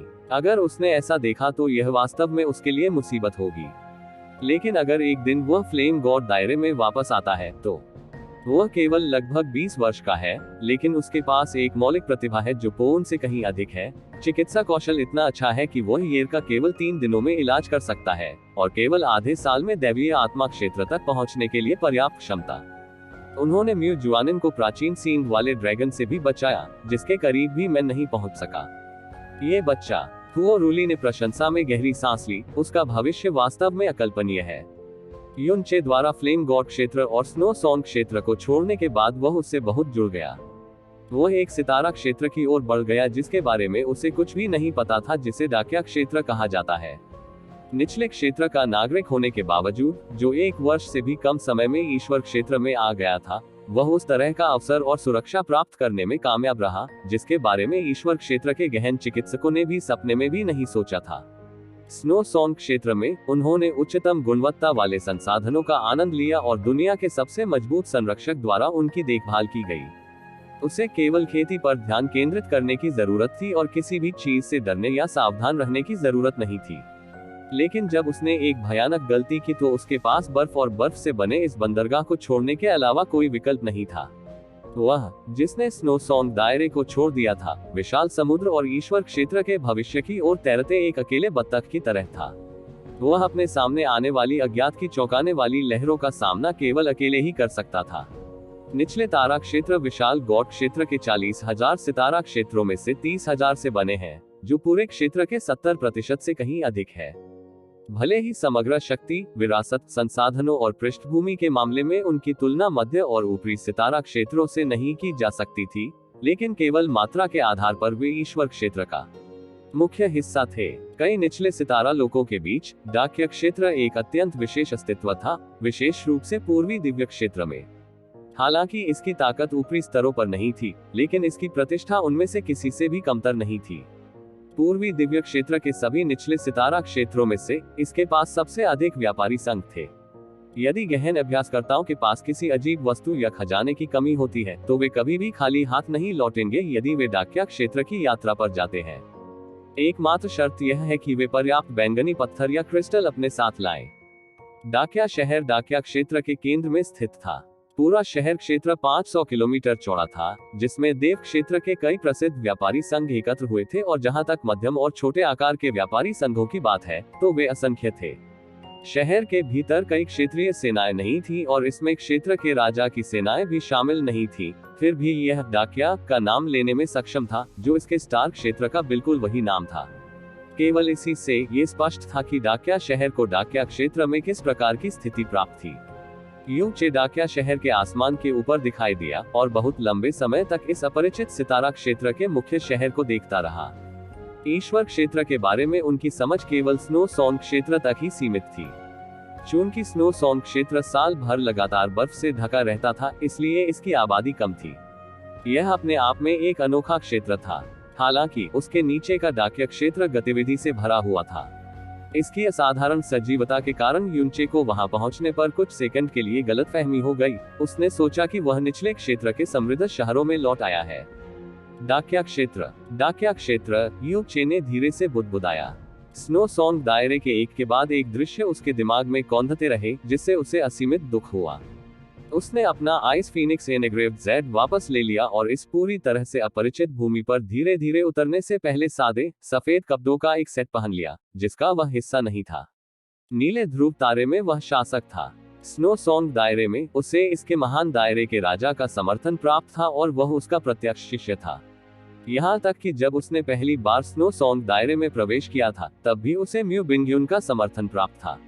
लेकिन अब वह अकेला था। इस असीमित सितारा क्षेत्र में लोगों के इस असीमित समुद्र में एक भी जगह नहीं थी जिससे वह परिचित था। एक भी व्यक्ति नहीं था जिससे वह परिचित था। यदि कोई अन्य व्यक्ति उसकी जगह लेता, तो भारी अकेलेपन के कारण पैदा हुए डर और दबाव के कारण उनकी सांसें बहुत पहले ही बंद हो चुकी होती। मास्टर, यू चे ने धीरे से कहा। लंबे समय तक अवसाद से जूझने के बाद युन चे की अभिव्यक्ति और भावनात्मक स्थिति दोनों स्पष्ट रूप से स्पष्ट हो गई। चूंकि चीजें इस बिंदु तक आ पहुंची थी, इसलिए वह केवल अकेले ही इसका सामना कर सकता था। अब उसे अपना सारा प्रयास वुड स्पिरिट ऑर्ब की खोज में लगाना था और इसे प्रथम श्रेणी का वुड स्पिरिट ऑर्ब बनाना था। बैंगनी गहरा पत्थर, बैंगनी गहरा क्रिस्टल, बैंगनी गहरा जेड, ये गॉड रियलम की आमतौर पर इस्तेमाल की जाने वाली मुद्रा थी। 1000 बैंगनी पत्थर एक बैंगनी क्रिस्टल के बराबर थे और 1000 बैंगनी क्रिस्टल एक बैंगनी जेड के बराबर थे। जब उन्होंने म्यू बिंगयुन का अनुसरण किया और 36वें आइस फीनिक्स पैलेस में शामिल हो गए, तब भी उन्हें 5000 बैंगनी पत्थरों का मासिक भत्ता प्राप्त करने में सक्षम थे। लेकिन म्यू जुआनिन के शिष्य बनने के बाद उन्हें एक भी पत्थर नहीं मिला। हालांकि उसे आइस विंड एम्पायर के खजाने में अपनी फसल से बहुत लाभ हुआ, उसने अप्रत्याशित रूप से पहले ही उन लाभों का उपयोग कर लिया था। भले ही उसने केवल किलिनहॉर्न के आसपास से ही लिया था, फिर भी वे विशाल साम्राज्य के खजाने में संग्रहित वस्तुएं थी। इसमें कोई संदेह नहीं था कि उनकी रकम बहुत बड़ी होगी। यू चे ने एक बार फिर जायजा लिया। कुल 3 लाख बैंगनी गहरे क्रिस्टल और 200 बैंगनी गहरे जेड थे। जब परिवर्तित किया गया तो ये पूरे 500 मिलियन बैंगनी गहरे पत्थर थे। मैं मध्य सितारा क्षेत्र के देश से लूटी गई संपत्ति को लापरवाही से कैसे बर्बाद कर सकता हूँ? यू चे बुदबुदाया। लेकिन मुझे कहाँ जाना चाहिए? यू चे ने काली जेड हुओरूली द्वारा उसे सौंपी गई निकाली और उसकी नजर अचानक केंद्रित हो गई। जब उसने इसे हुओरूली से प्राप्त किया था तो यह सिर्फ एक बेजान काली जेड थी। लेकिन अब जेड का केंद्र अचानक एक पंख की तरह चमक उठा, जो रात की तरह अंधेरा था, उस पर दिखाई दिया। एक काला पंख। यू चे ने थोड़ा ध्यान केंद्रित किया और अपनी सतह से एक कमजोर उतार चढ़ाव महसूस किया। फिर जैसे ही वह आगे बढ़ा, उसकी नजर तेजी से अपने सामने की ओर चली गई। इस काली जेड की सतह पर गहन ऊर्जा का उतार चढ़ाव स्पष्ट रूप से उसी दिशा में इशारा कर रहा था। भले ही यह डाकिया क्षेत्र में उनका पहला मौका था, निचले सितारा क्षेत्र और मध्य सितारा क्षेत्र के बीच का अंतर एक ही नजर में देखा जा सकता था। यहाँ की आध्यात्मिक ऊर्जा का घनत्व और शुद्धता स्नो सॉन्ग क्षेत्र और फ्लेम गॉड क्षेत्र से कहीं कम थी। हालांकि यह अभी भी ब्लू पोल स्टार से काफी ऊपर था। डाकिया शहर में लोगों की संख्या बहुत बड़ी थी। ये बेहद जीवंत था, चाहे वह कहीं भी गया हो। ये स्पष्ट था कि इस स्थान ने गहरे जहाजों और पर्वतों के उपयोग पर रोक लगा दी थी, क्योंकि यद्यपि ऊपर से लगातार संख्या में मानव आकृतियां उड़ रही थी, एक भी गहरा जहाज या जानवर दृष्टि में नहीं था। गहन अभ्यासकर्ता अधिकतर दैवीय मार्ग के प्रारंभिक चरण में थे।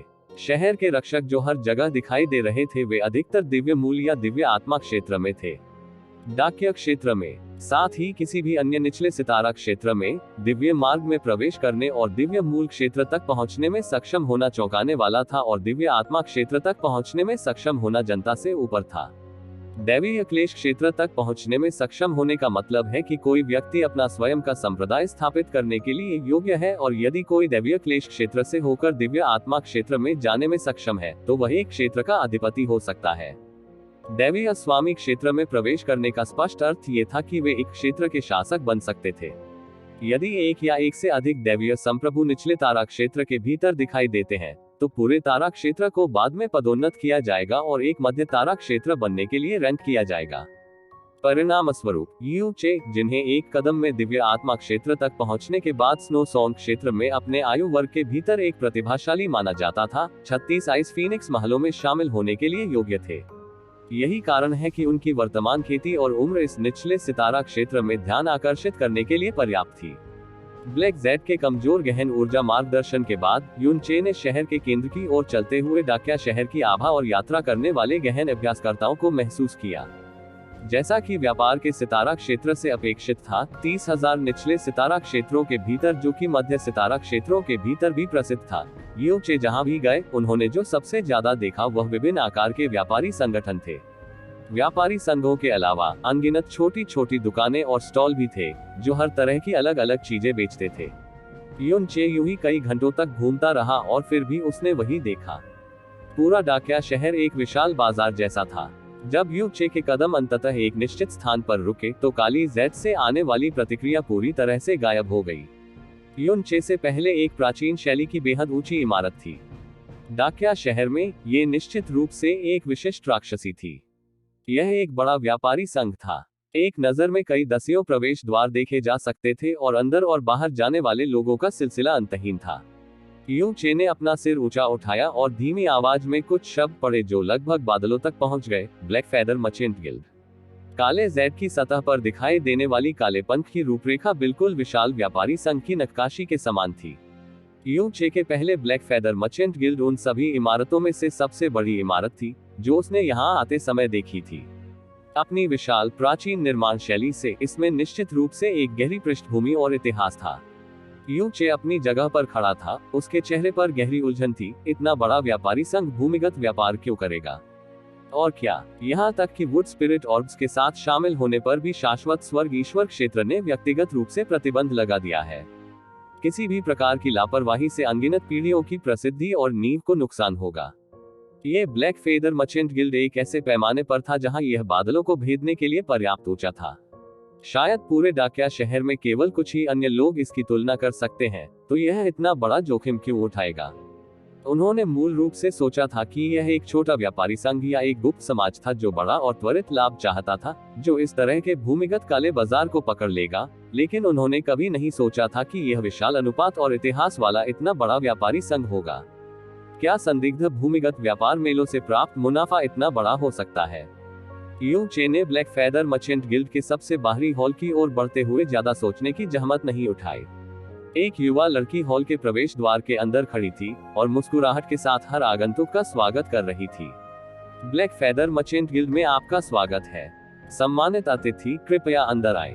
अगर आपको किसी चीज की जरूरत है तो बेझिझक कहें कि आपको किसी भी समय क्या चाहिए। लड़की ने जब यू चे को आते देखा तो सिर झुकाते हुए कहा। ये लड़की सम्राट प्रोफाउंड क्षेत्र में थी। ब्लू पोल स्टार में वो एक पीढ़ी की सम्मानित मास्टर हो सकती है। हालांकि यहाँ वह केवल मेहमानों का स्वागत करने वाली ही हो सकती थी। युन चे ने कोई जवाब नहीं दिया और इसके बजाय लड़की के सामने रुक गया और चुपचाप काली जेड निकाल ली। युन चे के हाथों में काली जेड देखकर लड़की की अभिव्यक्ति थोड़ी बदल गई। वह और भी अधिक गहराई से झुक गई और उसने और भी अधिक सम्मानपूर्वक कहा, तो यह वास्तव में एक सम्मानित अतिथि का आगमन है, कृपया मेरे पीछे आएं। यू चे ने काली जेड हटा ली और चुपचाप लड़की के पीछे चला गया। वह पहले संदेह से भरा हुआ था, लेकिन अब वह पूरी तरह से आश्वस्त था कि उसने अपने पूरे जीवन में जो सबसे बड़ा व्यापारी संघ देखा था, वह वास्तव में वुड स्पिरिट ऑर्ब की तरह भूमिगत लेनदेन कर रहा था। ये सचमुच अजीब है। भूमिगत लेनदेन से कितना लाभ होता है? मेरे पास 500 मिलियन गहरे बैंगनी रंग के पत्थर है। मुझे यह मत बताए कि यह एक वुड स्पिरिट ऑर्ब के लिए पर्याप्त नहीं है। 500 मिलियन एक बहुत बड़ी धनराशि थी, बिल्कुल एक खगोलीय संख्या, इसलिए वह पहले से ही पूरी तरह आश्वस्त था। हालांकि अगर वुड स्पिरिट ऑर्ब्स इतने बड़े पैमाने पर व्यापारी गिल्ड को बेचने में सक्षम थे, अगर यह अदम्य लाभ के साथ नहीं आया, तो यह अनंत स्वर्ग भगवान क्षेत्र के प्रतिबंध के खिलाफ जाने जैसा जोखिम लेने की हिम्मत क्यों करेगा? यही कारण था कि युन चे को थोड़ा कम आत्मविश्वास महसूस होने लगा। यू चे ने लड़की का पीछा किया और काफी दूर तक चली। कई मंजिलों की सीढ़ियों से चलने के बाद आसपास का वातावरण पूरी तरह से शांत हो गया और कोई भी आवाज सुनाई नहीं दे रही थी। लड़की एक हॉल के कसकर बंद दरवाजे पर रुक गई। एक नजर में युन चे ने देखा कि यह विशाल हॉल कई बड़े पैमाने की गहरी संरचनाओं से ढका हुआ था। उनमें से इतने सारे थे कि ध्वनि, दृष्टि और यहाँ तक कि आभा भी पूरी तरह से अलग थलग थी। हालांकि यह अलगाव केवल एक तरफा था। अंदर के लोग बाहर की हर चीज को स्पष्ट रूप से देख और महसूस कर पा रहे थे। युन चे की भौहें बहुत सिकुड़ गईं, लेकिन ये सोचने के बाद कि हो रूली के लिए उसे नुकसान पहुंचाना असंभव था, उसकी भौहें धीरे धीरे शांत हो गईं। हालांकि उसने अपनी सतर्कता में जरा भी कमी नहीं की। मिस्टर जी, एक प्रतिष्ठित अतिथि आए हैं, लड़की ने हॉल के दरवाजे के सामने आदरपूर्वक कहा। थोड़ी देर की शांति के बाद हॉल का दरवाजा धीरे से खुला।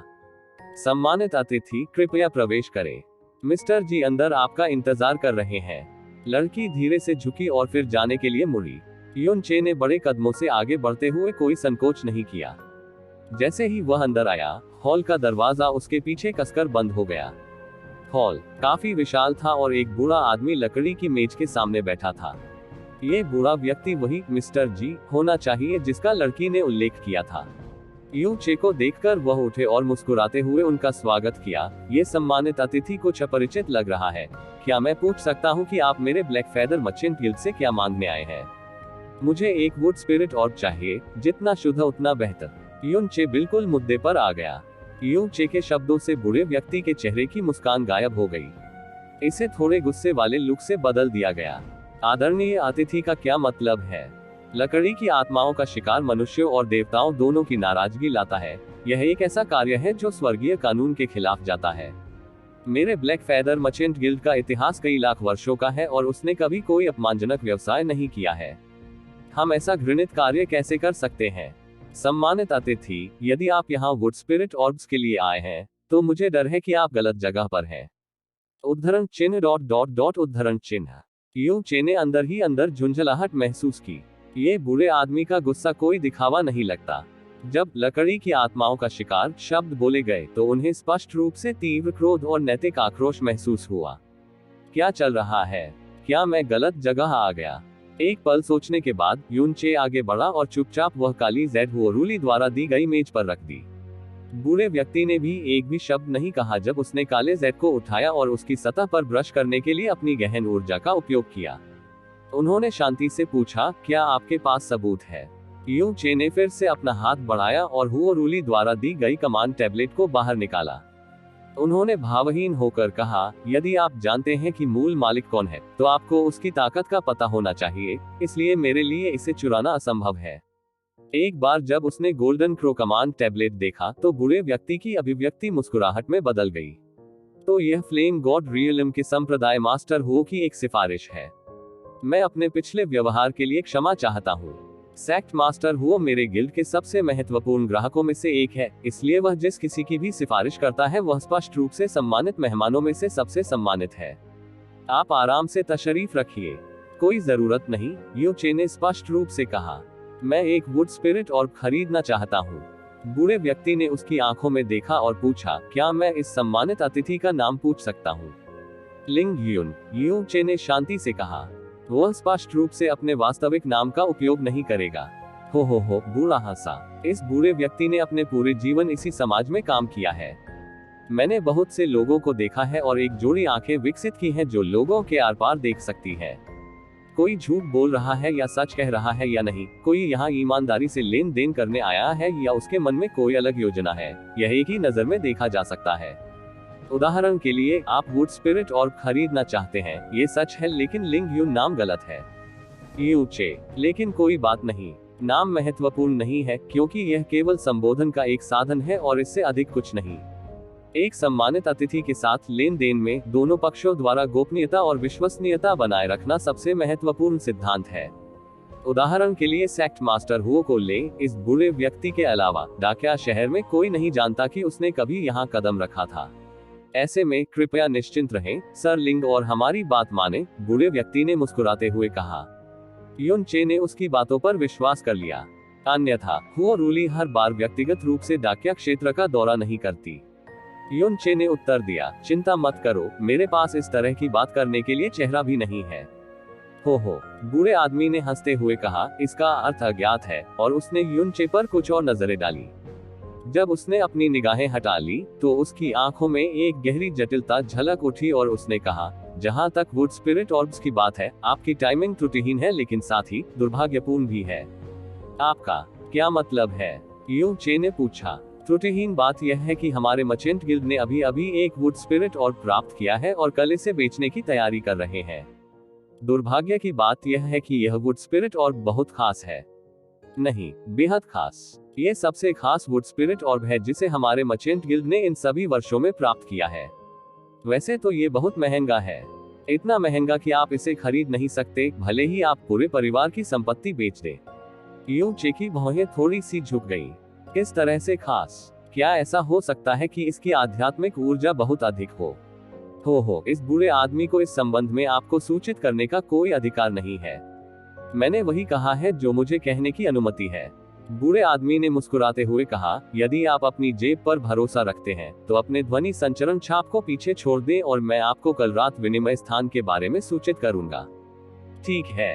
यू चे ने धीरे से सिर हिलाया, फिर मैं कल तक इंतजार करूंगा। रात के सन्नाटे में डाकिया शहर। यू चे ने ब्लैक फेदर मर्चेंट गिल्ड छोड़ने के बाद डाकिया शहर की खोज में कुल 2 दिन और 1 रात बिताए। इस दौरान उन्होंने ब्लैक फेदर मर्चेंट गिल्ड के बारे में भी जानकारी ली। उन्हें ये जानकर आश्चर्य हुआ कि ब्लैक फेदर मर्चेंट गिल्ड वास्तव में डाकिया दायरे का नंबर 1 मर्चेंट गिल्ड था। ब्लैक फेदर मर्चेंट गिल्ड 50,000 वर्षों से अधिक समय से अस्तित्व में था और उनकी जड़ें गहरी और विशाल थी। वे न केवल इस निचले सितारा क्षेत्र के सभी लोगों के बीच जाने जाते थे, बल्कि वे कुछ मध्य सितारा क्षेत्रों में भी बहुत प्रसिद्ध थे। डाकिया सिटी में मर्चेंट गिल्ड पूरे ब्लैक फेदर मर्चेंट गिल्ड का दिल भी था और उन्होंने न केवल पूरे डाकिया क्षेत्र में अपना नियंत्रण फैलाया था, बल्कि वे इससे आगे भी पहुंच रहे थे। इसके ग्राहकों का विशाल स्रोत और अविश्वसनीय प्रतिष्ठा वास्तव में कुल 30,000 निचले सितारा क्षेत्रों में किसी के द्वारा प्रतिद्वंद्वी नहीं थी। उनके पास जो धन था वह व्यावहारिक रूप से एक सामान्य व्यक्ति की कल्पना से परे था। यह अफवाह थी कि ब्लैक फेदर मर्चेंट गिल्ड को डाकिया दायरे के शासक संप्रदाय ब्लैक सोल डिवाइन संप्रदाय द्वारा समर्थित किया गया था। ब्लैक सोल डिवाइन संप्रदाय के संप्रदाय गुरु डाकिया क्षेत्र के महान क्षेत्र के राजा भी थे। जितना अधिक उसने ब्लैक फेदर मर्चेंट गिल्ड के बारे में जाना, उतना ही अधिक उसकी उलझन बढ़ती गई। एक बड़े और समृद्ध व्यापारी संघ ने, जिसके पास धन की कोई कमी नहीं थी, इस प्रकार भूमिगत व्यापार करने के लिए विनाश का जोखिम क्यों उठाया? आखिर उनका लक्ष्य क्या था? इस तरह के भारी संदेह को मन में रखते हुए यू चे ने आखिरकार मिस्टर जी द्वारा बताए गए समय के आने तक इंतजार किया। समय मिलते ही उसे एक संक्षिप्त और सरल संदेश भेजा गया और उसके निर्देशों का पालन करते हुए वह ब्लैक फेदर मर्चेंट गिल्ड के उत्तर में लगभग 100 किलोमीटर दूर एक अपरिचित शहरी क्षेत्र में पहुंचा और एक खंडहर पत्थर के टॉवर में प्रवेश किया। कुल मिलाकर 4 चौकियों से गुजरने के बाद वह अंततः पत्थर की मीनार के सबसे निचले स्तर पर पहुंच गया। यहाँ इतना अंधेरा था कि किसी को अपनी उंगलियां भी नजर नहीं आ रही थी।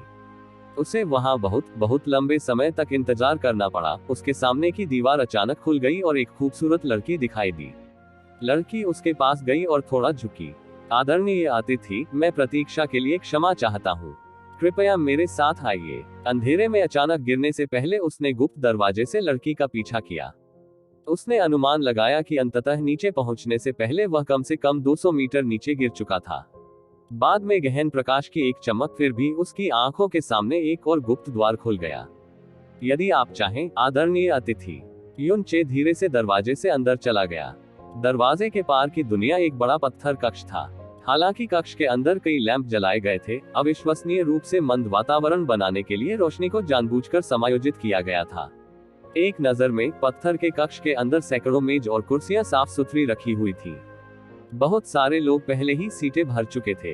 युन चे के आगमन के प्रति इन लोगों की प्रतिक्रियाएं लगभग न के बराबर थीं। ज्यादा से ज्यादा उन्होंने उस पर एक ही लापरवाह नजर डाली। हालांकि वह बिल्कुल अपरिचित चेहरा था, फिर भी किसी ने उस पर ध्यान नहीं दिया, क्योंकि यहाँ आने वाला लगभग हर व्यक्ति एक अलग पहचान के पीछे छिपा हुआ था। लोगों के लिए युन चे जैसे झूठे नाम रखना बहुत सामान्य बात थी और उनमें से बड़ी संख्या में लोगों ने अपना रूप भी छिपा लिया था। हालांकि ब्लैक फेदर मर्चेंट गिल्ड को पता था कि वे वास्तव में कौन थे। हालांकि मिस्टर जी ने यू चे की पहचान की तह तक नहीं खोजी थी, लेकिन उन्हें पता था कि यू चे के पीछे का व्यक्ति होरूली था। वह काफी था। पत्थर कक्ष में सन्नाटा छा गया। युन चे ने पूरे कक्ष पर नजर डाली और अंदर 200 से भी कम लोगों को गिना। ये बहुत ज्यादा नहीं था। आधे से अधिक प्रतिभागियों ने अपने चेहरों को गहन ऊर्जा से छिपा रखा था, लेकिन उनमें से हर कोई अत्यधिक अहंकार या बड़प्पन की भावना के साथ आगे बढ़ रहा था। वे स्पष्ट रूप से डाकिया दायरे में अत्यंत उच्च पदस्थ पात्र थे और यहाँ कोई भी सामान्य नहीं था। ये लोग मूल रूप से सभी युवा थे और उनमें से 80% से अधिक दिव्य आत्मा क्षेत्र में थे। उनमें से सबसे मजबूत पहले से ही दिव्य आत्मा क्षेत्र के शिखर के करीब पहुंच चुका था और ये देखते हुए कि वे सभी निचले सितारा क्षेत्रों के युवा थे, यह एक प्रभावशाली लाइनअप था। हालांकि ये युवा स्वामी स्पष्ट रूप से असाधारण लोग थे, लेकिन उनमें से कोई भी किसी बुजुर्ग द्वारा संरक्षित नहीं दिखता था। ये स्पष्ट था कि यह ब्लैक फेदर मर्चेंट गिल्ड द्वारा भी निर्धारित नियम था। आज उन्हें जो संदेश मिला उसमें ये भी लिखा था कि उन्हें इस व्यापार मेले में अकेले ही शामिल होना है। यू चे ने बेतरतीब ढंग से एक सीट चुनी, बैठ गए और अपनी आध्यात्मिक धारणा को फैलाया।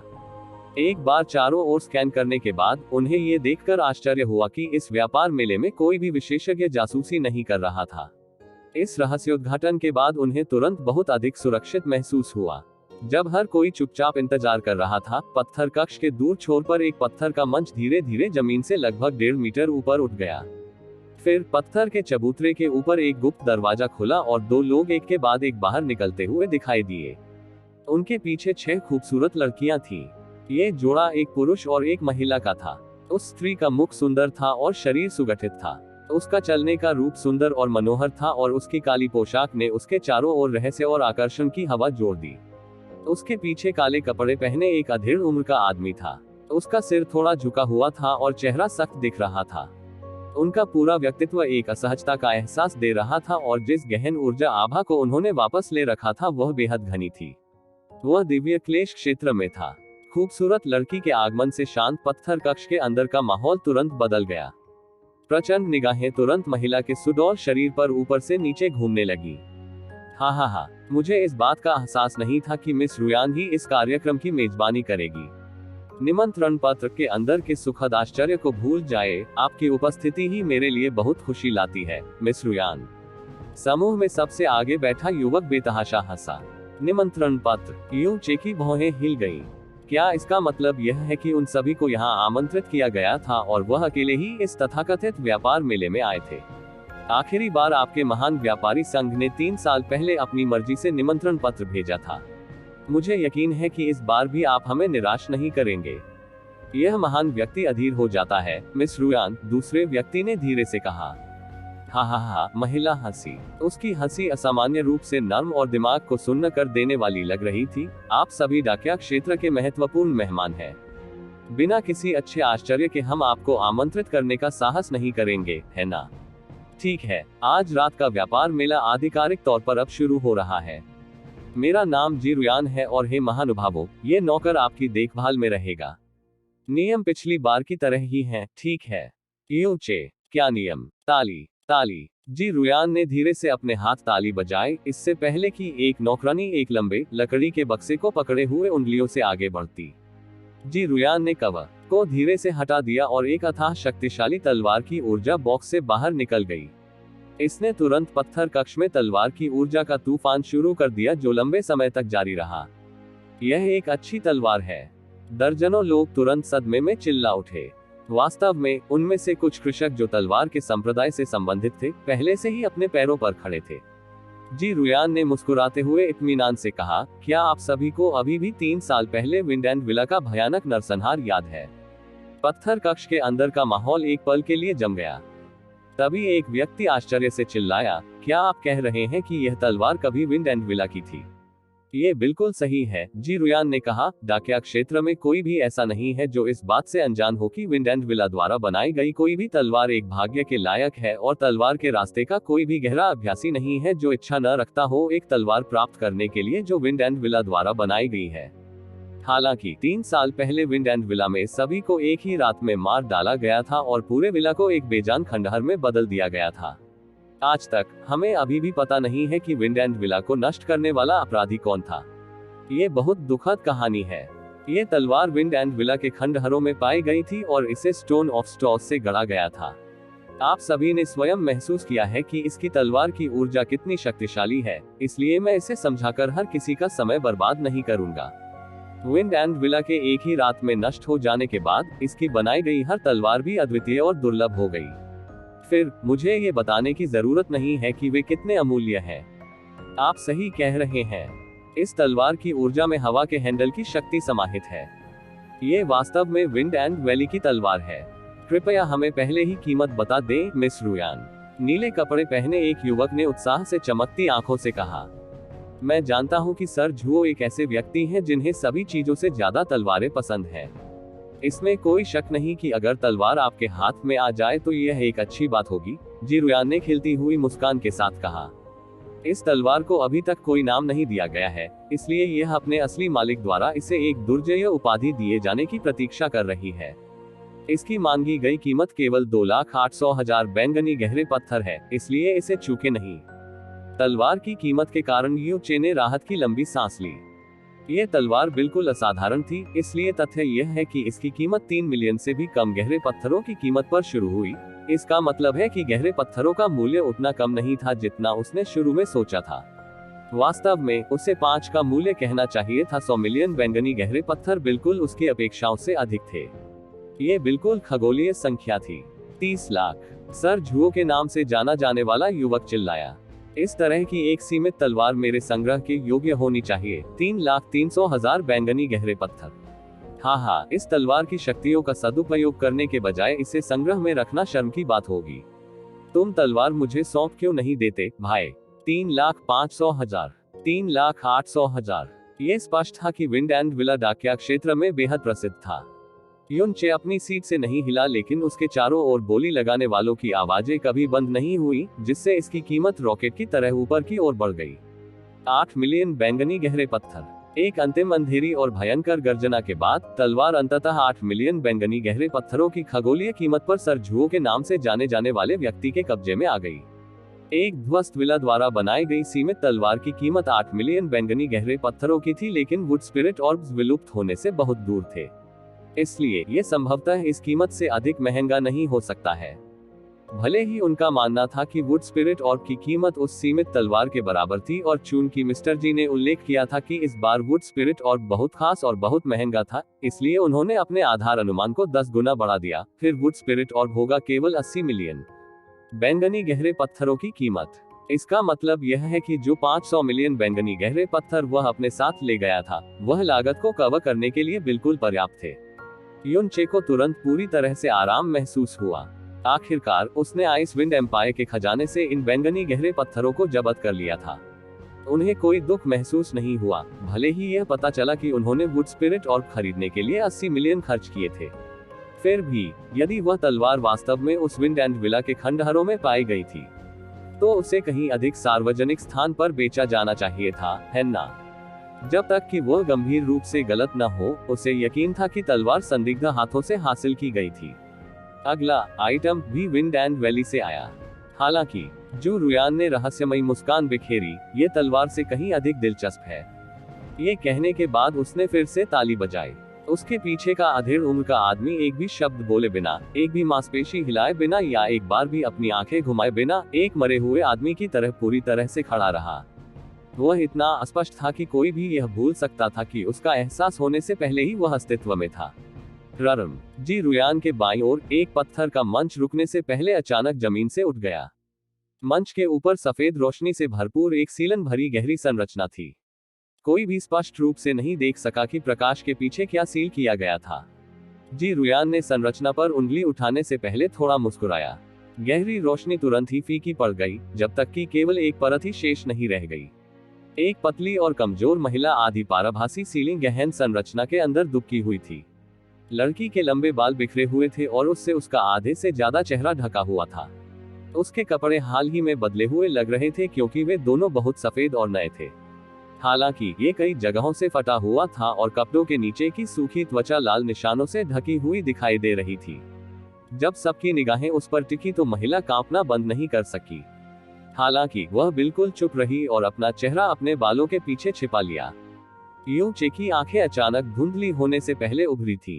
एक इंसान, वे मानव तस्करी में भी शामिल है। ऐसा लग रहा था कि अविश्वसनीय रूप से दयनीय महिला को लंबे समय तक प्रताड़ित किया गया था। यूं चे ने गहरी सांस ली। भले ही यह एक भूमिगत काला बाजार था, यह थोड़ा बहुत घृणित था, है ना? मंच के नीचे मौजूद लोग काफी शांत थे। यदि यह महिला अद्वितीय रूप से सुंदर होती तो उन्होंने उसे खेलने की वस्तु के रूप में घर खरीद लिया होता। हालांकि महिला न केवल औसत दिखती थी, वह एक गंदे खिलौने की तरह दिखती थी जिसे इस्तेमाल किया जाता था और त्याग दिया जाता था। उन्हें ऐसी महिला में कोई दिलचस्पी नहीं थी। जी रुयान ने एक नजर महिला पर डाली, लेकिन उसने तुरंत अपनी नजरें दूसरी ओर हटा ली। उन्होंने कहा, यह महिला कोई साधारण महिला नहीं है।